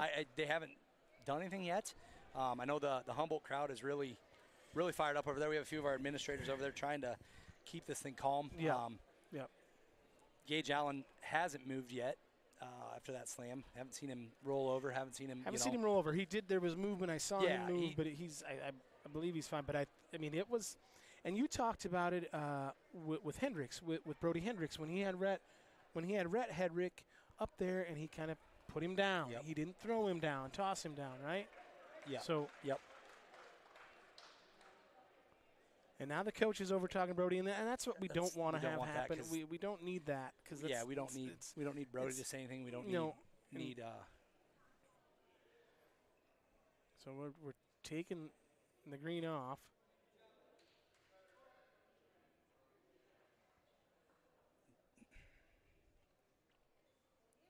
Not sure what we got going on here as far as – and bottom line, we hope Gage Allen is okay. Yeah. And we don't know. It looks like they DQ'd Brody there. Yes, they did. So 6 points awarded to Humboldt. And that's a tough one for the Bombers. Yep. Right now, we're hoping that Gage Allen, and he wrestled a heck of a match that first go around with Williamsburg, and now we hope that he's okay. We do see him moving. I mean, we're not going to speculate. We don't want to do that. Nope, he did just raise his legs up. Jordan's our head athletic trainer here at Ballard is great. I mean, and he did every precaution. Again, I think a lot of it on Jordan's part is precaution. You don't want to do something that you shouldn't, and Jordan's taking his time here, which he really should. I mean, he's doing a great job. So, props to our training staff. Yeah, and great. And explain to me the other trainers out there. Are these they with Jordan's company or? So no. So Jordan is part of the school, Ballard. Yep. Athletic trainer here. I think he's been here for 3 or 4 years now. Okay. Might be more, but the other individuals that come down are from Iowa State's training program. Perfect. So they come down and help out. So they're kind of getting some internship hours. Yeah, so they get there. They have to have a certain amount of hours. Sure. Some of them work with the Iowa State football team. Some of them will work with the wrestling, basketball. They work at all sports at Iowa State. Yeah. And then some of them come down to. Well, this is a good sign here. To Ballard, getting up. Yeah. Come down to Ballard, and they'll do some of this wrestling stuff. Get there. Yeah. These are probably a little bit lower. Yeah. These are lower underclassmen. Underclassmen. Yep. So they're getting their first kind of feel for this. The athletic training thing. Saw them all over the football field and see them in basketball. That's awesome. So. Gage Allen has sat up on the mat, folks. He looks like he's kind of getting his wits about him. And he may have got the wind knocked out of him, bottom line. And there could be some other stuff going on, but anytime you take a fall like that, but he is kind of up and sitting up anyway. He's not on his feet yet, but I think we see Mom and whomever over there pretty worried. And if you're a mom, you know how that goes. Oh boy! And if you've got a mom at home, yes, your I mom, do. not to mention your I got a mom, and I have the mother of my children. Exactly. I think we're going with both of those there, but no, you see it. For a parent, you see it on the football field. You see it. Sure. You don't see it this frequently on the wrestling mat, or you don't see it frequently on the wrestling mat, but you do. And some of them come from those slams. Yep, for sure. So I'm guessing he, a little bit of looks like he's got his bearings back around him. Yeah. You don't want to speculate, but there's so many different things with a slam like that onto your onto your back. On your back, on your spine. Yeah, you don't want to. He's a little woozy, which that makes complete sense here. Jordan and staff are digging him off. So we do have confirmation that Brody did get DQ'd there. So it was 6 points for the Humboldt Wildcats. So they've awarded that. It is now 31-19 in favor of the Wildcats. So the Bombers still not out of this. We've got 4 weight classes left.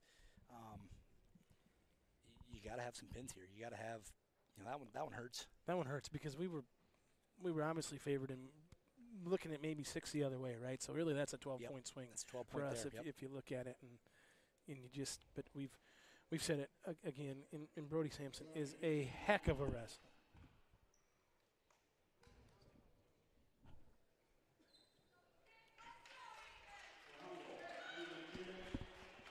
Now it looks like we'll have the 2:15 match with Henry Christensen, Big Hank Christensen, and Ethan Cooner. Well, no. Nope. It looks like Ethan Cooner's going to wrestle Jackson Walker. So again, another one of those guys weighs in at 215. Yep. We can bring him up or down. Same thing with Henry Christensen. So I'm guessing they're going to have Henry go against Guy, and I would imagine Henry's going to go. But I would think, but maybe they, unless Coach Christensen doesn't think that we can get back and we're I think he's going to go at heavyweight. He's over here warming up. I think it was just maybe the athletic ability between matchups, and Coach Christensen thought, hey, Waka can, Yeah, and Jackson's been injured for most of the season, I believe, hasn't he? Yes. So he doesn't even have. He looks like he's 0-1 on the year. Did he? Yep. And then he hurt his knee. Yeah. And he was first match back was actually last week against Carlisle. Okay. So came out. Jackson likes to really run that underhook, try to get the underhooks and go for that throw. I mean, that is Jackson's signature move. We try to see him. Yep. And he's working it right now. Corner there with a good kind of single leg on that underhook. No position points awarded, though. Another kid that's on the football field is an absolute machine out there, attacking the machine. Jackson Walker is. So glad to see him back on the wrestling mat, getting healthy. Definitely. And only a junior. So that's, like you said, the future Ballard is there as well. And You there know, was you that see- underhooks. He tried to get him lifted. He's and trying to couldn't get lift it. him. He's Yeah. trying. You're going to see a lot of it. You know, Red not doing. Oh, he whipped through, gets him to his back. There, he's got him. He's got him stuck. Oh boy. Getting the back points. Not in great position right there. There he got him. That a boy, Hey, Jackson that's Walker. a big Boy, pin that is there a from big one Jackson for the Walker. Bombers, man. The old Fozzie Bear, as we used to call him on the football field, Waka, Waka, Waka. Yes. That is a big one.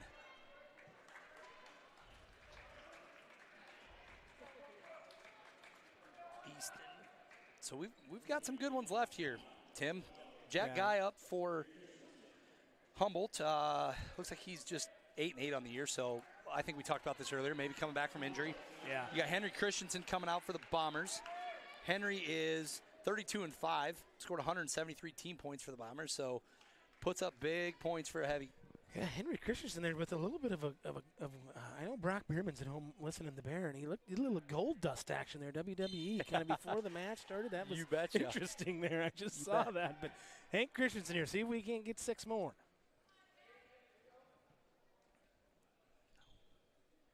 We've got Greg's assistant here. I don't know if he's the driver or what he is tonight, but he's the pop guy. He's kind of the delivery guy. His little boy Brady's up here watching the wrestling, having himself an orange crush, living the dream. I'll tell you, Tim, you come to I these know. things and I know. It's If just you like bring a- 20, it ain't enough. I'll yeah, tell it's you not right enough now. anymore. You you know. betcha. But hey, I guess take it's it with all you. about those experiences, That's right? You can't- there ain't no bank accounts in heaven. A buddy of mine said that one time. That ain't true. And your kids will make damn sure that's the truth, too. By golly, I got 3 at home in the same way. But anyway, That's right, man. Henry Christensen, we need to get 6 here out of Big Hank and make we this do. interesting for us, for the Bomber faithful out there listening. Ooh. All right, guys, let's kind of get after here a little And bit. Henry said, yep, not much action, so trying to get that thing started here. Told me he wanted to see some more action. He's been good about that tonight. This official he has. really keeping the pace going. You know, when he gets in there and says it. Now, heavyweight's a different breed here. You Yep. know, they may not be quite as much action as we like, but I'll tell you what, Henry Christensen, if you want to see action for somebody wrestling heavyweight, he's going to give it to you. Sure. You know, Henry wrestles all year round, plays football, but Yep. man, he wrestles some Greco in the summer, and he's technically savvy and does a great job. Yep. So Got a high motor. He's Yes. always been. He's a high motor guy on the football field, and I got to believe he's the same way on the wrestling mat as we watch him Oh, here. yeah. With just 30 seconds to go here. a lot of hand fighting, a 0-0. lot of head slapping here. You know, this one, these guys are they're gonna work each other. Yeah. It's not gonna be, you know, Henry's definitely outweight. You can see that Yep. from looking at it, but it's gonna come down to the technical side of things. When he's 32-5 on the season, and man, we got 218 people watching now, Greg. I'll tell you what, kudos to you and kudos to the Ballard Network and executive producer Dan Inkster. But Henry's got to get something going. We need points Yes, we do. for the big man yes, here we do. and get something rolling. Like we said, you know, those end of the first period here, but that technically 12-point swing there, that really hurt. Yes, you it know? Who knows if we were going to get 12, right? Yep. We don't know if we're going to get 12, but you Well, consider 6 for them and none yep. for us, Yeah, as and, opposed you know, to it's even 6 for us and none for them. even if he decisions, you're a 3-point meet Yep. here, you know. Yep. So And we Big left the one weight here, but class open Yep. earlier in the evening, so we need Henry to do something. And Hank's just Yes. the guy that can get her done. Pretty good shot there by Christensen. Quick feet there by Jack Guy. Yeah, he is you know, that Guy's guy. He is, and he's only a sophomore, so Yeah. he's going to be that guy for a while. Yes, he is. Yes, he is. He's on the all-name team. I tell you that. That's Yes. a great name. Henry really pushing the pace here. Yeah. Yep, poked him in the eye. Somebody from the crowd just yelled, "Henry, you got to make him do something." And I'll tell you what, I don't know if He's that was, not wrong. I don't know if that was Grandpa or who. It might have been. That sounded like a grandpa But I'll voice if tell there you ever what, was one. he's not wrong. That's right. He's not wrong. This, you know, You gotta Jack take Guy, it to Jack Guy hasn't made a shot yet. Jack Guy has not done much, but backed up throughout this match. You know, you got to see something from sooner than later. Henry Yep. really trying to work, you know, underhooks and get his position, and Guy just fighting it off. That's pretty much what he's been doing, backing up. You know, Coach Christensen kind of throwing his hands up a little bit here. When are we going to get that stall call? Yeah. And there it finally comes out. I figured it had to come. Henry with a little bit of an underhook, didn't quite get it. Stall call Young Guy on with one. Jack Guy. Guy trying to drop Christensen down, backs away. Henry's got to make Christensen something stalks happen. after him, you betcha. 43 seconds left here in the second period.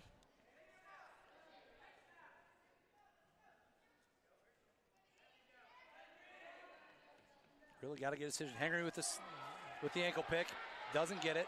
Heavy on top for Guy. Christian gets back out the top.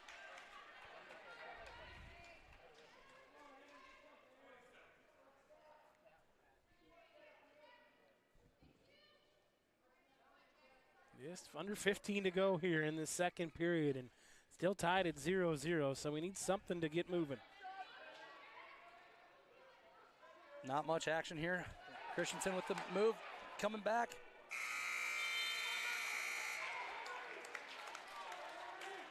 One point for Christensen.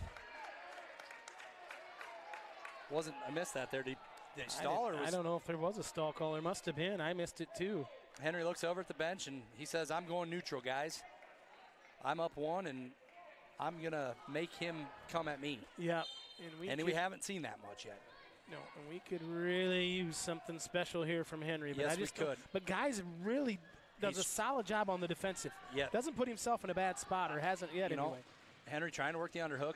I think you said it earlier, Tim, and reiterate that, but that farm tough, man. Yep. That's what Jack Guy is. I mean, he is just a strong kid. Yep. He's not doing much here, but I'm not sure if they're going to. Oh, Henry's going to get it. Henry's going to get it down to his back. He's got him. He's pinned. He's pinned. You bet. Henry just wore him out.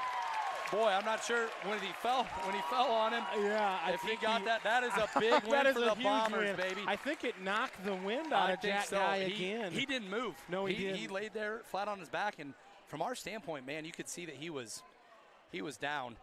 Yep. And I'll tell you what, Jordan's not out here.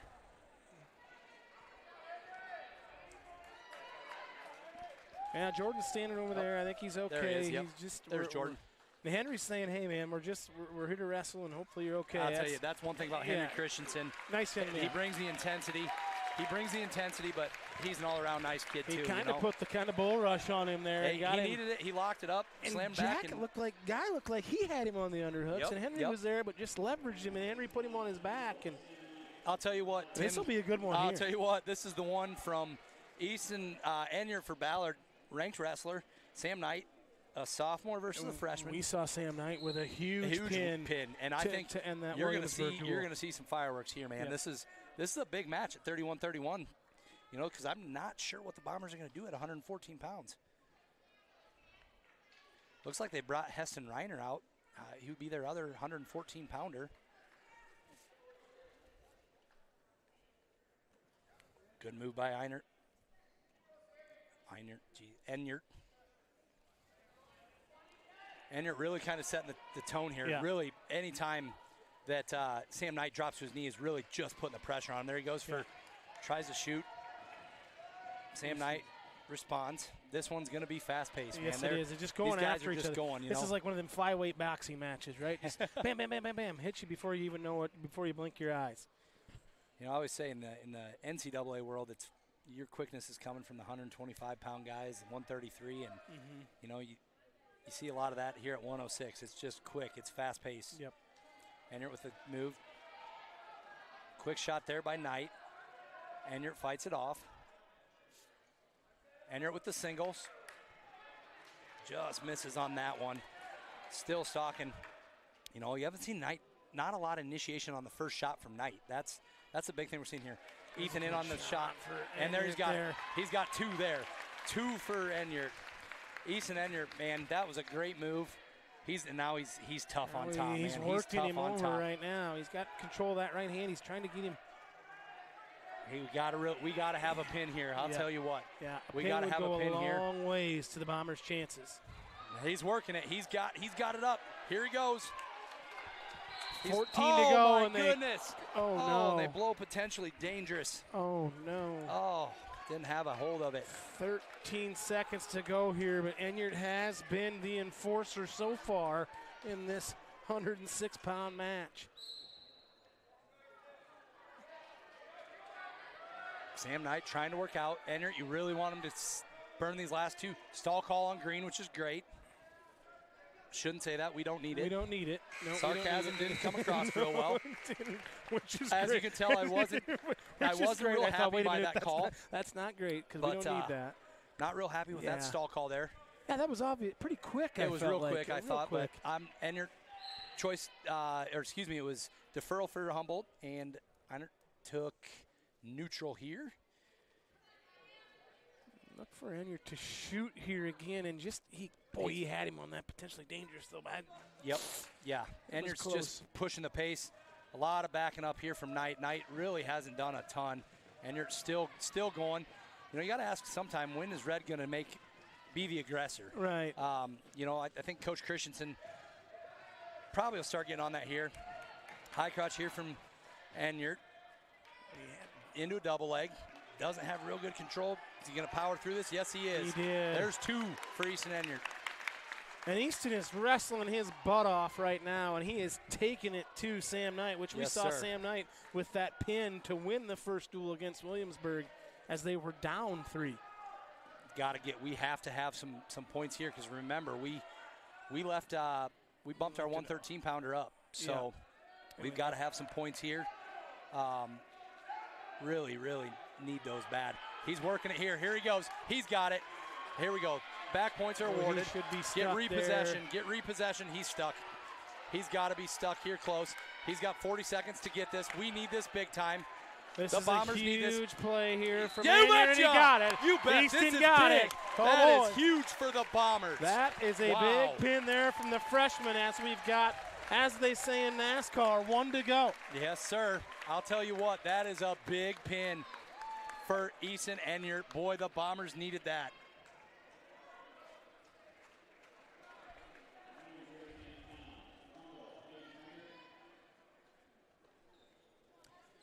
All right, we've got, I'm pretty sure, freshman Heston Reiner coming out to wrestle 113 for us.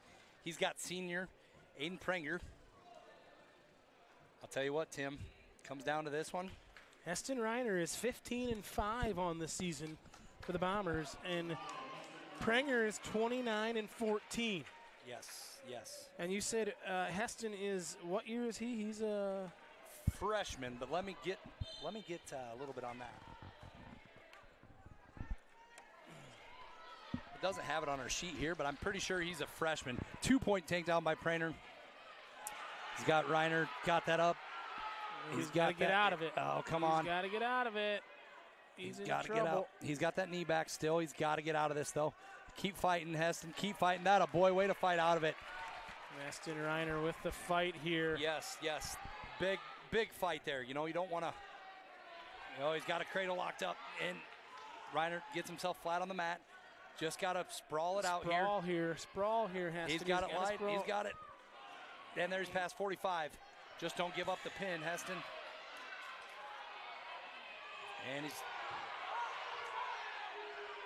they're wanting. He's tight. Doesn't have that shoulder down. It doesn't look like yet.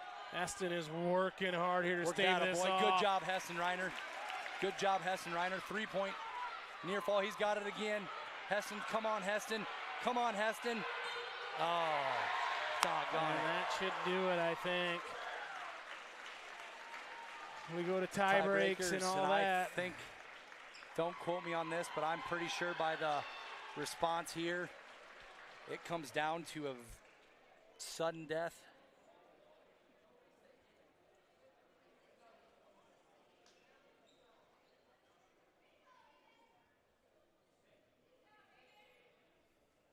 I'm almost positive that it comes down to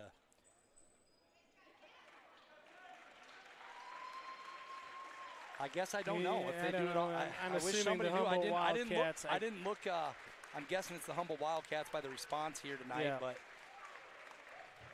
boy, was that Brody Sampson match a huge one. oh man, that one guess hurts you because could say it cost us. here's the real deal, Tim. chance. It is. They just awarded the victory point to the Humboldt Wildcats. You know, let's go back to that. You know, Brody Sampson being the #1 wrestler in the state of Iowa, he probably does not give up getting pinned. Correct. You know, Correct. he doesn't give that up, and that is what is tough. I mean, that's one of those things with wrestling. Yep. Was it majorly illegal? Yes, it was illegal, Yep. but it's one of those things that Brody has to work on, and he has to know. You can't put it on one guy, though. No, it's not. No, and this isn't one guy's fault. And we had an open weight. Yep. Yeah, we had an open weight. And we moved some guys around. We're battling some injury. And the big picture is this, right? You talked about it, is these guys individually want to go down there to Wells Fargo, and they want to compete, and they want to compete for a team title. And it would be great to get to the duels and do that. And I think we can. We will have a great team come back. But as we look forward, going into the state wrestling, we got a bunch of ranked wrestlers, and we got a lot of kids that wrestle hard, right? 100%. I mean, we got a guy in this Jackson Walker here who hasn't been around, but he's probably got enough talent to maybe make a little noise and get there. And there's some of in Jackson Schaefer and some of these guys that can get down there to Wells Fargo, and you never know what happens. But you betcha.